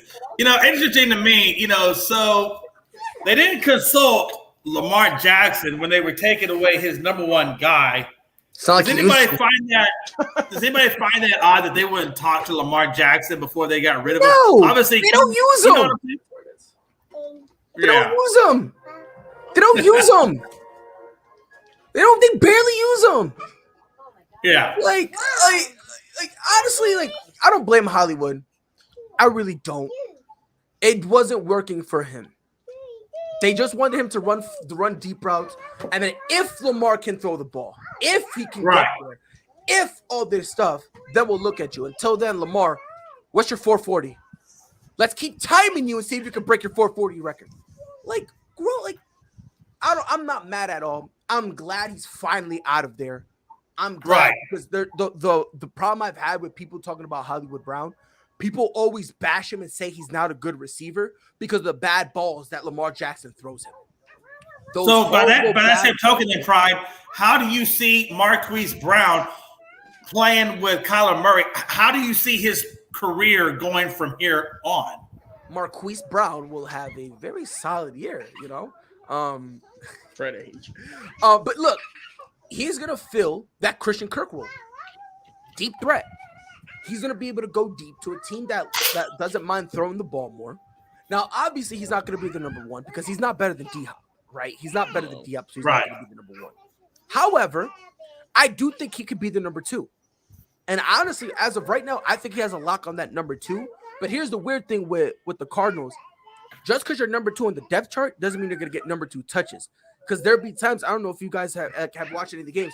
There are some times that Christian Kirk got more touches. There have been times it was AJ Green's day, Rondé Moore. Like there's times that he was. So it's kind of like who really are we rocking with type of thing. I think now we're going to see even more down the field plays from the Cardinals because now you have 2 guys, one in DeAndre Hopkins who, okay, right? This hands. That's all I'm gonna say. I might make a joke because I'm gonna get us in trouble, but you know what I mean. You know what they say about having big hands, bro. Big gloves, and with all, you know what I mean. With those gloves, man, you got the big cleats. Yes, sir. He got the big cleats. You know what they also say about big cleats, bro? Big ears, big socks, man. That's what they tell you. You gotta have those big socks for those big cleats. 100%. So you have that. So you have a guy like D-Hop who can go up and moss 3 people just because he wants to, just because. Oh well, why not? And then you have another guy in Hollywood Brown who could burn people. Marquise Brown. I think honestly, I like it. It's a good pickup for the Cardinals, and yeah, shout out to them, bro. Good move. Logan, what do you think, man? How does Marquise Brown? How is he going to benefit off Kyler Murray now that he's going to the Cardinals? It'll be nice. Like I said, he'll be that number 2 receiver behind D-Hop. He'll get more. He'll get some more love with Kyler. His story kind of got Hakeem Olajuwon, and what I say that is he's a good player, right? Picked number 1 overall, but then you get Michael Jordan of AJ Brown right behind him, kind of stealing his thunder. So yeah, I think he'll benefit. I think it was a good pickup for the Cardinals, and I think it'll definitely help them out. I think Kyler will definitely utilize him more than Lamar. As for the Ravens, I mean, they're kind of in a weird situation right now. The Cardinals are, they picked up Kyler's 5th-year option. We'll see if he sticks around. It has been kind of up and down. There's nothing guaranteed, but if they can have some success this year and not kind of blow it like they did last year, then I think they'd be set for a while. Like I said, I know they've lost some pieces on defense, but I still think they're a very good team, and that they should do well this year. Frankie, thoughts on Marquise Hollywood Brown? Man, I'm really happy for Kyler Murray because not only did he get his 5th-year option and money, he got his best friend now. His best friend is on the team, and I'm excited for him. I can't wait to see Marquise Brown on the Cardinals. It's going to be amazing. Like Logan said, hopefully they can be better than what they did last year because they have amazing talent now. I mean, Christian Kirk was okay last year, but you got Hollywood Brown now replacing Christian Kirk. So that's like a big improvement right there. You did lose Chase Edmonds in the backfield, but that's fine because I forgot who was the backup for Chase Edmonds. When he was down, he stepped up big, and I'm pretty sure that's why the Cardinals moved away from Edmonds. It was because of the backup who stepped in huge when he was out on injury. So, like Logan said, it's not the offense that's worrying us. It's going to be basically on the defense because they did lose a lot of good players on the defensive side, especially with Chandler Jones gone. So hopefully the defense could keep it up. But offensively, this team is going to be phenomenal, I believe so. Especially now that the NFC West is like a big we don't know who's going to take it now. It could be between the Cardinals and the Rams now that Russell Wilson's gone from the Seahawks and I forgot who's the other team that they're not even worried about on the West. Yeah, absolutely. Rams, Cardinals, Seahawks, and 49ers. 49ers, see? Because they don't even know who they want their QB to be. So I think they're going to stick with Jimmy. They would have traded Jimmy by now. Obviously, they're going to stick with Jimmy. Yeah, I think they're smart. Definitely the 49ers. But is Jimmy G going to be healthy enough for the full year for the 49ers? That's the question.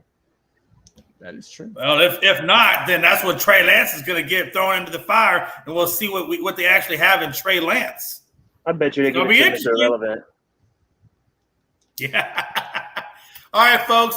Hey, which team won the first round of the draft? For me, I think that's an interesting question because both New York teams I thought did quite well. You had the Giants who took Thibodeau, which was a big need on defensive end. And then they also got a really good offensive lineman to help protect Daniel Jones and Evan Neal.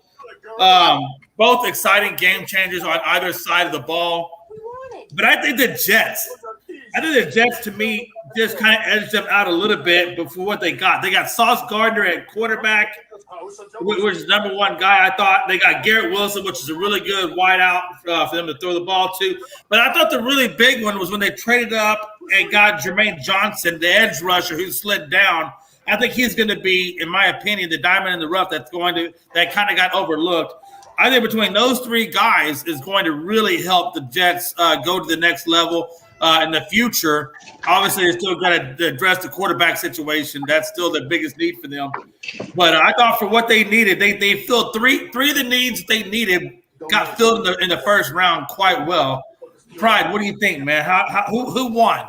So obviously, I said this earlier. I don't think you can call anybody a true loser.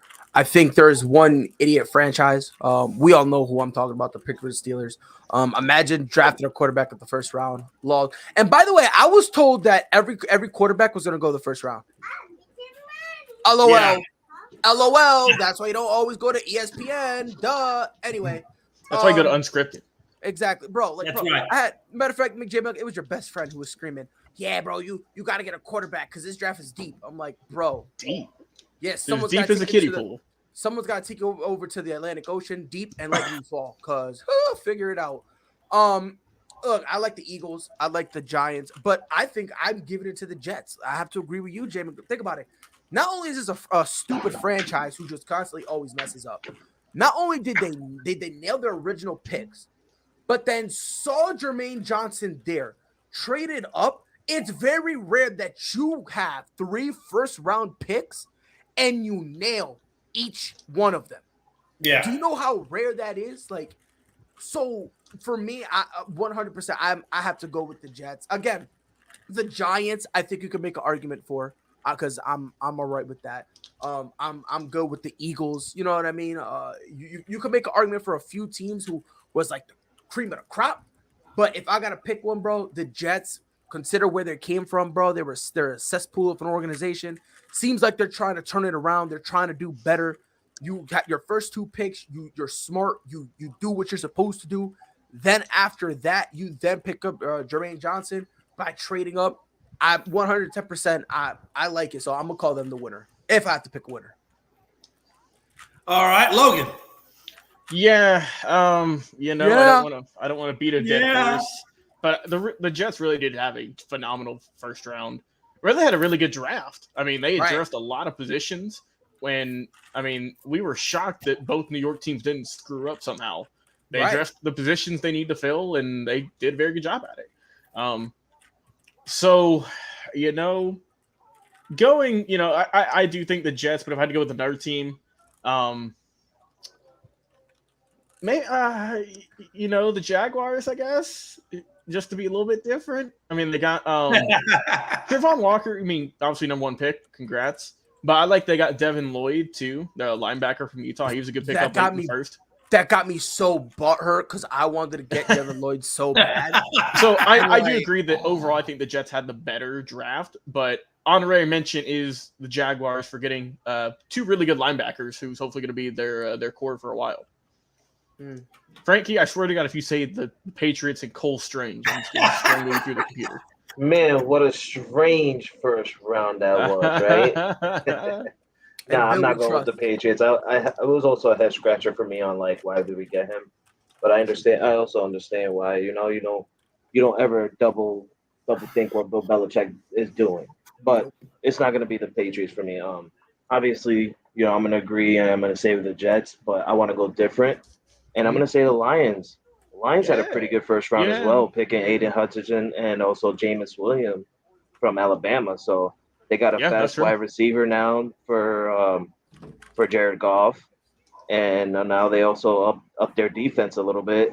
And hopefully, they can, have a good season, better than what they did last couple 15 years. 20, 30. 40, 50. But like Price said, you can't say who's winners and losers in the first round because, man, this was a fantastic job. Really good because, draft, like outside of number 20. like I said, as a Patriot fan, it was a head scratcher for us for what we picked. But then the rest of the draft, Bill Belichick did phenomenal. Hey, question. Trayvon Walker going number 1 to the Jaguars really I saw about 4 or 5 different mock drafts out there. It really kind of went against the grain on a lot of mock drafts. Is Trayvon Walker, do y'all feel like he really is the right one to go at number 1 though?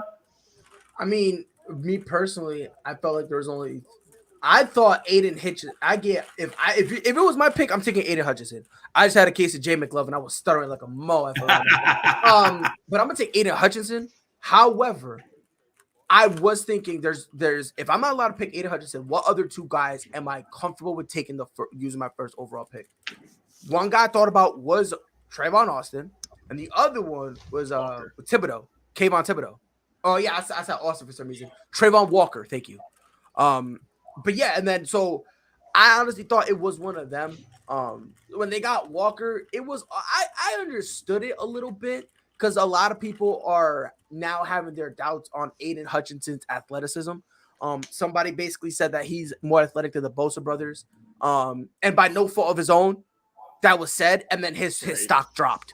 Like, poor guy, he didn't even do anything. So it is what it is, but again, he's with Detroit, which rumor his has hometown team. That's where he wanted to go. That's his hometown team. So hey, it works out for him. It works out for him. You know what I mean? But it's Detroit, so good luck, homie. Hey, speaking of quarterbacks, Pride, the last time before we get a WWE was picking. If you're gonna pick a quarterback, not that I would pick a quarterback, but if you're gonna pick a quarterback, did the Steelers make the right choice with Pickett? Now, a lot of people say Pickett fits the mold of the Steelers and what they were looking for, but was he really the right fit? If that's the mold, then yeah, he right. fits. That's just the mold. That's the mold.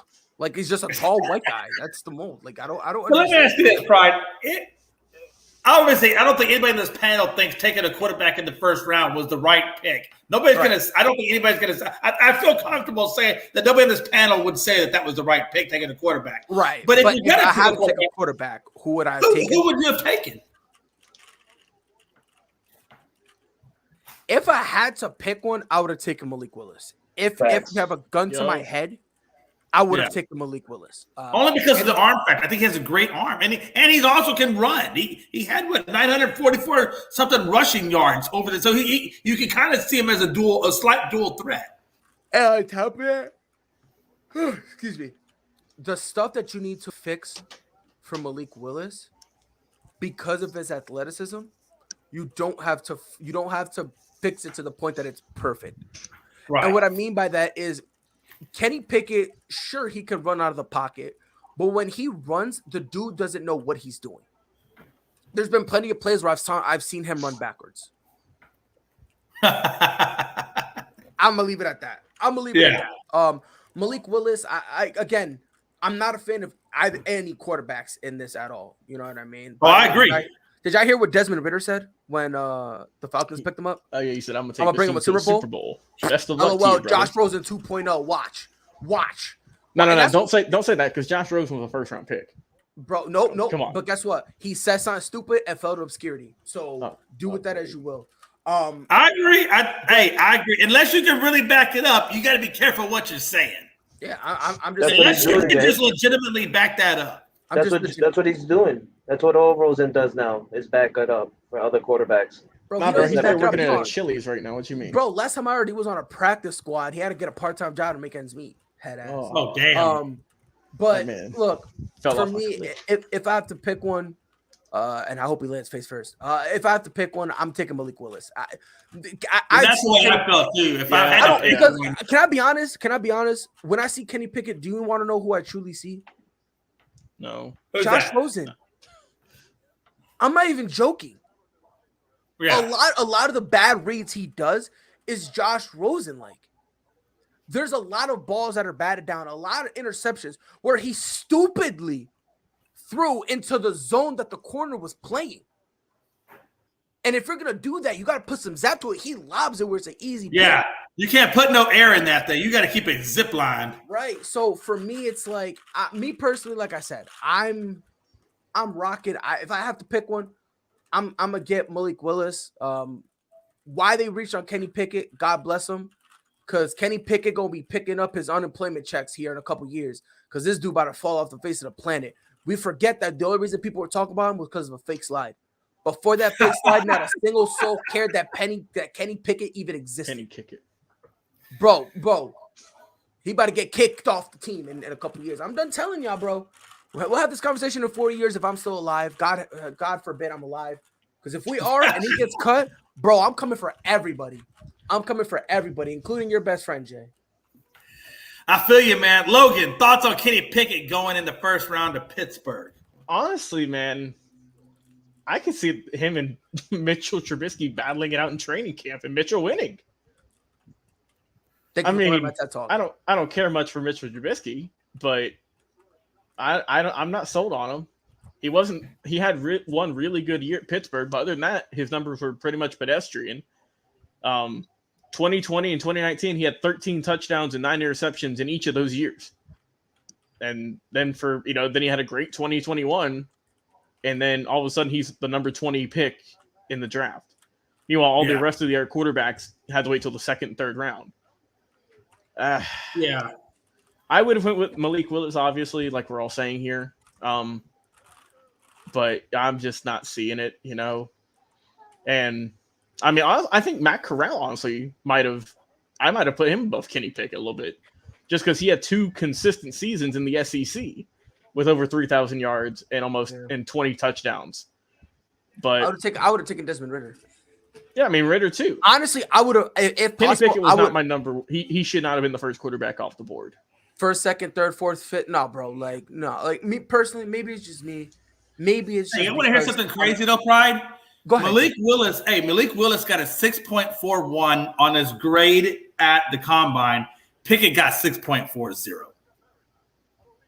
I mean, to be fair, I don't really take. I don't know how much stock we put in the combine anymore, or if you really can't put stock in the combine. I don't know. You can a little bit, but it shouldn't be the be all end all. And that's the problem. I think people are taking combines the end all be all. Too seriously. Right. Yeah, I don't take it that serious. I look at it, and if I see someone run like a nice 4.4 or something, or bench press a lot, you know what I think the truth is though on the combine, and I think it was proven when Tom Brady did it, because you all know Tom Brady did not do well at the combine. But then again, you look at what he did in the NFL, and you're like, okay, well, the combine really doesn't mean a damn thing. Well, not even that. Jarvis Landry in the wide receiver class, he ran the slowest 4.40. Do you know how many? Do you know how many yards? Do you know who leads the? He's had a really good career. Do you know who leads the yards? Leads in yards in terms of the wide receiver class he was in? Him. Yeah. So my thing is like I understand the combine, and then we also see guys who put records up for most bench press or fastest 40, and they don't do anything. And then next thing you know, before their rookie contract is they're out of the league. So I'm with you, Logan. I think you agree with us too. I think we all agree. Like, pay attention to the combine, but don't if it's a measuring tool, but it's not an end all be all. Right. The game film does not lie. Game film. Exactly. I think game film is the best thing. Right, because my thing is, and this is what I've always said about when it comes to the combine. If you are looking at the combine to determine whether or not you're drafting the guy, do not draft him. Right. Because or get a new job. No. You should get a new job. You probably should be fired. The guy. By the way, was Mike Tomlin involved in getting Kenny Pickett? That's kind of what I was wondering. I don't know, but I would think so. You would think so, right? Okay, fire Mike Tomlin. I mean, you would think so, right? Because the head coach has got to have his input. Fire Mike Tomlin. Before we get on to our last topic of the evening, Frankie, what do you think of Kenny Pickett going to the Steelers at pick 20? He's texting his best friend. He's saying, "Best Kenny friend." Kenny Pickett, pick the Lockett, Jackson Hewitt. Don't matter. Steelers are ending up in last place. Diablo, este mamá said Jackson Hewitt. You really threw me back, boy. You like that, right? By the way, if y'all don't know who Jackson Hewitt is, that's like Diablo. It's funny too because there was one at Hartford. Got see like around the corner from my cousin's house, bro. And my mom used to always go there, so every time she would be doing the taxes, he throw away. So I would go to my cousin's house, bro. We used to be getting into shenanigans. Golly, bro. Yo, hey man, hey look, hey guys, it's just time. I'm done talking about Kenny Pickett. It's time. Real quick. I want to make this super quick. Obviously, minor league players, as you know, are basically asking for spring training pay from Major League Baseball to compensate. I don't think why they don't get it. I mean, honestly, we're paying these minor leaguers bare minimum wages. I think it's time that Major League Baseball steps up to the plate and starts paying these guys spring training pay. Yeah. I mean, I don't know. That's just my Jay, think about it. Major League Baseball is pretty much the only sport in which you get drafted and then you are guaranteed to go to the minor leagues for at least some amount of time. Oh, at least, yeah, exactly. Basketball, no. Football, no. Like, baseball, you are guaranteed to at least play for half a season, a full season, minimum in the minors. I guarantee you, Logan, I'll bet you that the NBA's G League, I bet you the NBA's G League gets paid better than minor league players. College players on NIL deals get paid more than minor leaguers. Yeah. And there's some guys who are career minor leaguers who've been there for 10, 15 years. So, yes, they deserve to get paid. I'm glad they're giving them livable facilities now because, God forbid, they weren't doing that for the last 10 years. Right. But, you know what I say? No, definitely Stop crying. Stop crying. All right. There's no crying in baseball, is what he's saying. If you didn't suck so bad, you wouldn't be a minor leaguer, would you? No, everybody goes to the minor league. No. But Frankie, go to WWE. Nah. Okay. Well, I'm there with you. Just stop. But my thing is, listen, man. Like, and this, I've said this before. But much like boxing, that's dying. The MLB is dying, right? And we like to focus a lot on like the main stuff. But this is one of the reasons they're treating the minor leaguers disrespectfully, and they're treating them so bad you almost forget that they're actual MLB players. Oh yeah, you don't like it's they get treated so badly we forget that, wait a minute, these are professionals. Right. These are guys who can be in a AA or a AAA game and then all of a sudden get called up and now they're in the majors. You know, you almost forget that they're the same. You almost forget that they're professional players. It's a shame. It's a joke. Yeah. And honestly, I mean, come on. We're paying these guys like Walmart people get paid. No offense to Walmart, but I'm just saying. I mean, damn. Brand deal with Walmart, Jay. Thanks. Yeah, I mean, I probably won't get that endorsement, but you understand what I'm saying. I mean, Anyway, we're gonna move on. But hey, my opinion is I agree absolutely that these guys' pay needs to get bumped up to at least current, times. Let's be honest. All right, folks, we have now hit WWE Friday Night SmackDown recap. Logan, I did manage to watch the SmackDown this morning. Thank God. I didn't know if I was going to be able to. That's why I was going to ask you to take over for me, but I did actually get to watch it. So, honestly, Jay, you can take over some of it, or even Frankie could, because Frankie, let's not forget, was at the double show last week because this was a. Wait a minute! So Frankie actually talked to this. Frankie, if you don't mind, do you want to lead this subject? You watched it live. Yeah, it don't matter to me. Yeah. I could take over. Oh, you're cool. Let me pull my picks I can pull it up for you, and then you can just go off of it. All right. You're gonna pull your out. Well, actually, hey, I'll give him. I got all the matches right here. Okay, hey, cool. Ricochet versus Shanky was the first match up. Yep, which was for the Intercontinental title. That was a pretty good matchup. Shanky, he was dominant in the matchup the entire time, but obviously Ricochet, being the high flyer that he is, somehow, some way pulled out a victory over Shanky. And then after the match, Jay's pissed because the small guy won. Yeah, after the match, Jinder Mahal got pissed because he's trying to tell this guy like, you're not listening to me. What's going on? And Shanky got pissed because he's tired of the way Jinder Mahal is acting towards him. So I wouldn't be surprised that we'll see a breakup soon, just like Omos with AJ Styles. Yeah, I wouldn't either. And then the next one was Raquel Rodriguez versus Kat Cardoza. By the way, that Rodriguez girl is pretty tall, and she looks pretty stout for a girl. Yes, that's Raquel Gonzalez from Minnesota. And I was actually proud of that one because we didn't know she was going to get her debut for us live that night in Albany, and it was fantastic. I was happy to see her. Obviously, it was against a non-named superstar, woman superstar in WWE. It's a new chick, and she came out with some type of promo that made no sense, and I was sitting in my seat saying, "Yeah, this is her last night. Her last night. She's definitely not coming back." Vince is like, "What the hell type of promo she was doing? It's stupid." But Raquel Rodriguez got the win easily, and she's going to be a force to be reckoned with in the SmackDown Women's division. Which I then thought was kind of interesting because after that, then they go to the contract signing for the tag team unification match between the Usos and RK Bro. RK. Didn't say JK this time. I said RK. I know y'all going to give me crap about that. But so it's RK Bro and the Usos contract signing. Clearly, Randy Orton called he said, first of all, he said to Jimmy, he said, "You're the guy." And then to the other Uso, he said, "And you're the bitch." And obviously they didn't like that. So then they flip the tables.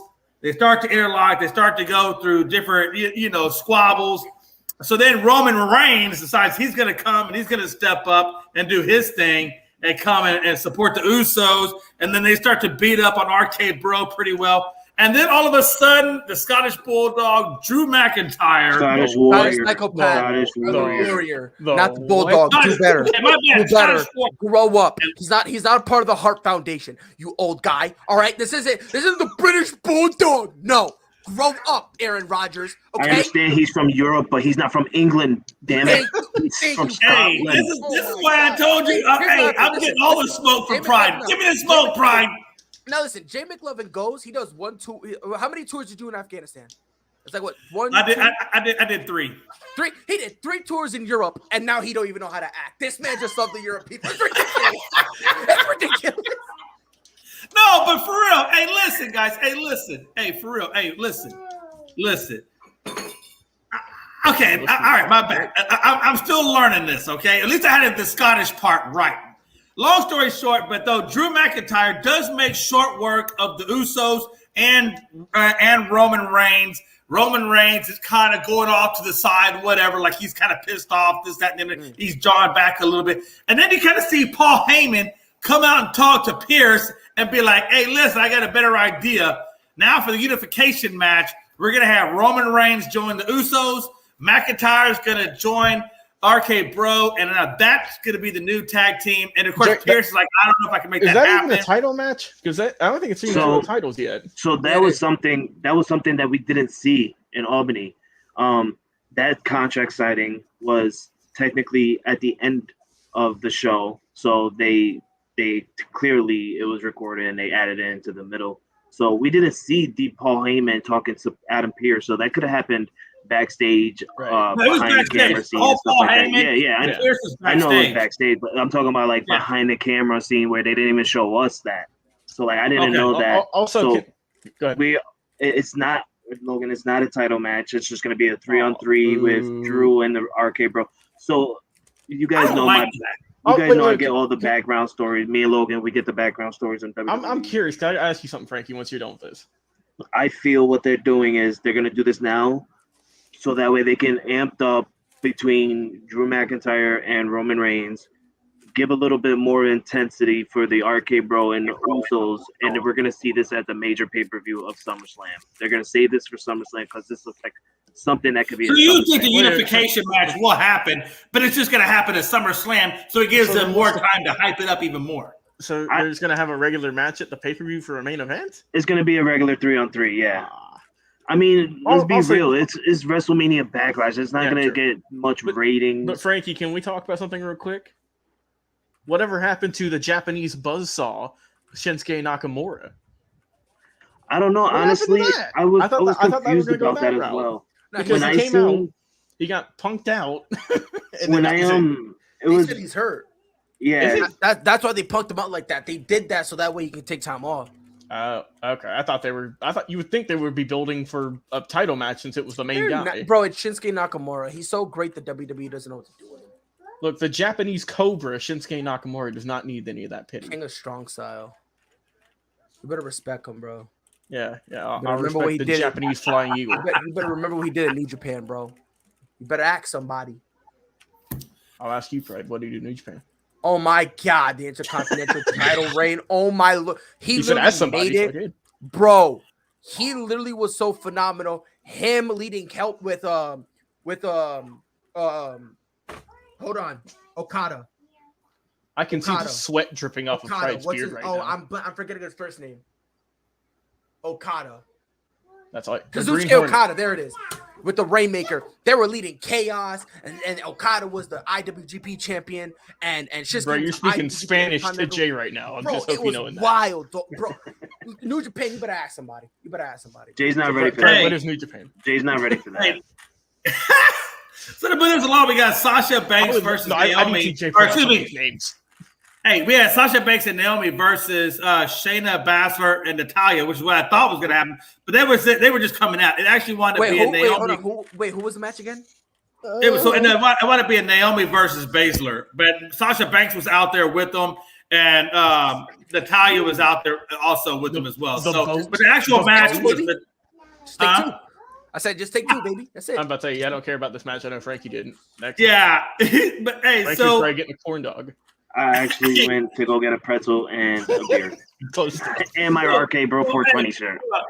So Naomi beats Baszler, not a surprise there. And Natalya kind of jumps in at the end, starts up a little dust up, and then everybody kind of goes at her for a little bit, and then it was all over with at the end. But Naomi obviously did get the win over Baszler. Short match.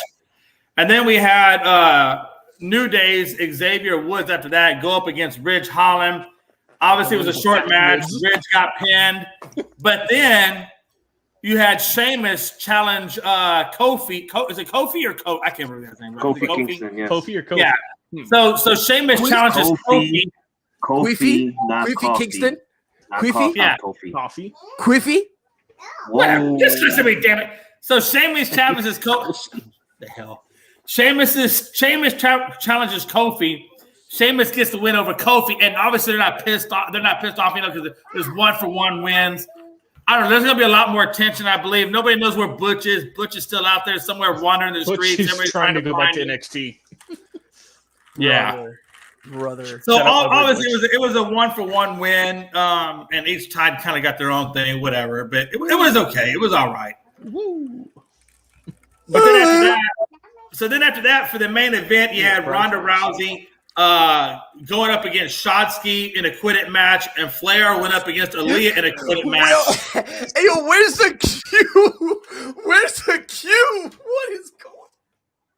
Hold on, who? What was the main event? It was Ronda versus who? God. Damn, am I missing something? Jay, what did you say? Say it again. Say it again, please. Who was the match? So you had Ronda Rousey going up against Shotzi. Is that how you saying? Yeah. I don't know what you said Take the first 2. time. I'm telling you, take 2. Why are you And then you had Charlotte Flair going up against Aaliyah in a quitted match. And I guess the idea was to see who could get them to say quit it the fastest. Ronda Rousey did it. I quit. I said a quitted match. Okay, I quit. I quit. Yo, I Rick, quit. he's right. We playing Quidditch? Yeah, we but Harry I was about to Potter? say, yeah, it's a quitted match. Like, holy. You know what, man? Y'all can all go to hell.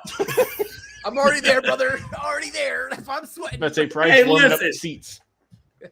So Ronda Rousey gets her to say I quit in 1 minute and 41 seconds, and Charlotte Flair obviously couldn't do it in the time allotted. So you basically had Charlotte Flair getting pissed off at the guy ringing the bell. I forget his name. Drew Gulak, who's just doing random jobs events now. Yeah. So she winds up beating him up, hits him with the bell over the back of the head, and then that was pretty much it.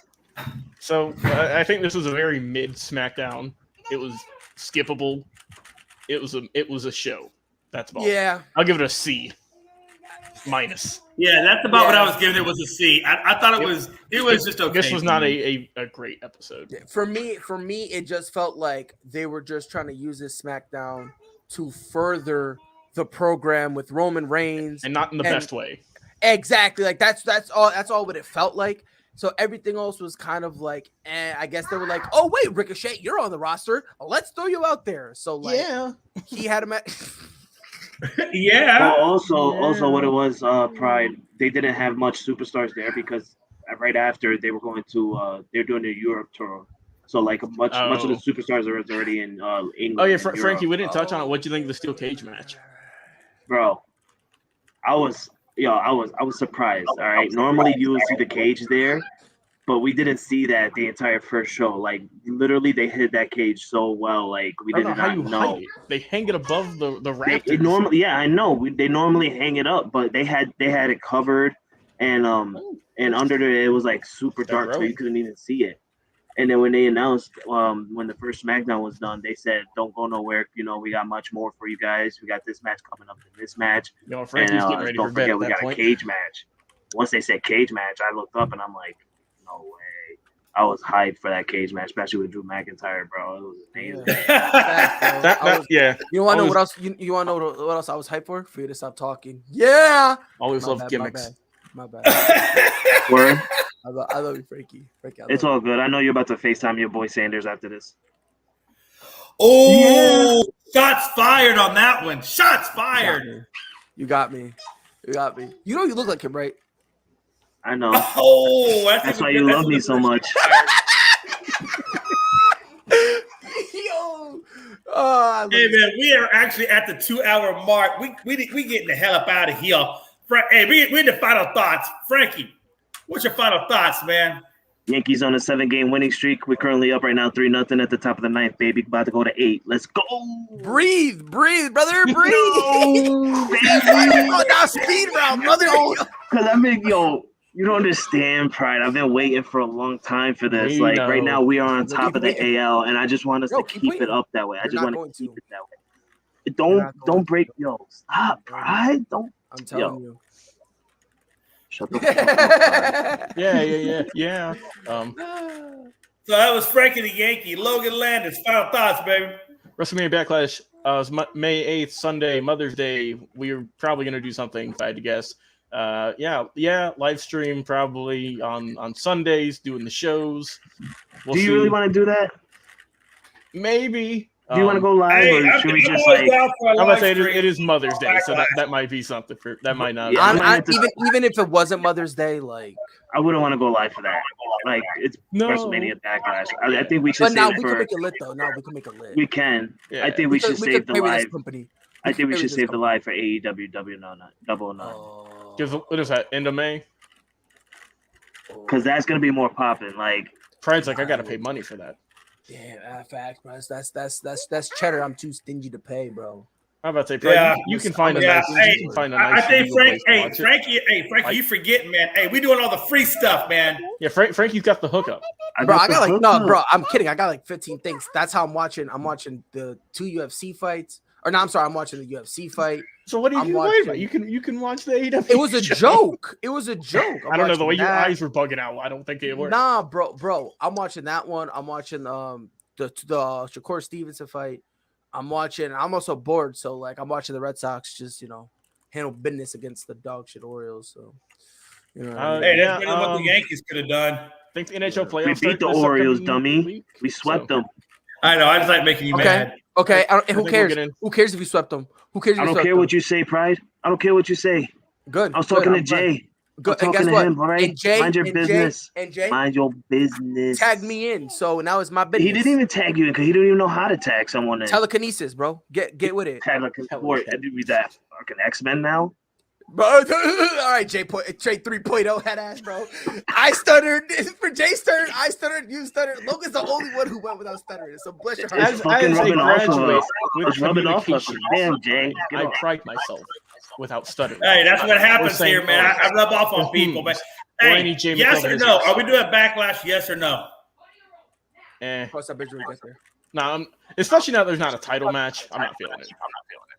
All right, we're not feeling it. Enjoy Mother's Day then next Sunday, everyone. Enjoy your Mother's Day, Frankie. Enjoy Mother's Day. Yeah. Pride. Go talk to your mama. Say hi. Talk to your wife and say hi. They don't love me. Logan, go get. You don't have to get your mama. I'm gonna get her something nice. Jay, you worried about us and our mama and shit. You better go hit up your mama and you better get something for your wife. Damn it. Hey, I'm working on it. I'm gonna choke slam you. Hey, listen, you ain't lying, man. Damn. Oh, no, Yeah, no. Hey, Right. listen, Jay said that like all. Don't worry, sexy, hey, don't worry. like, In the text, you're not hey, in the text lying, messages, hey, in the text messages, I told her I like that, and it's okay. She choke slammed me all the way. Jay, I got it. You're so. Oh my, I got it. I got it. That almost went over my head. Not even gonna lie. Jay, like, I'm digging holes, baby. I'm digging holes. All right, folks, we are definitely at 2 hours and 4 minutes. We've hit all the possible topics we could hit and then some.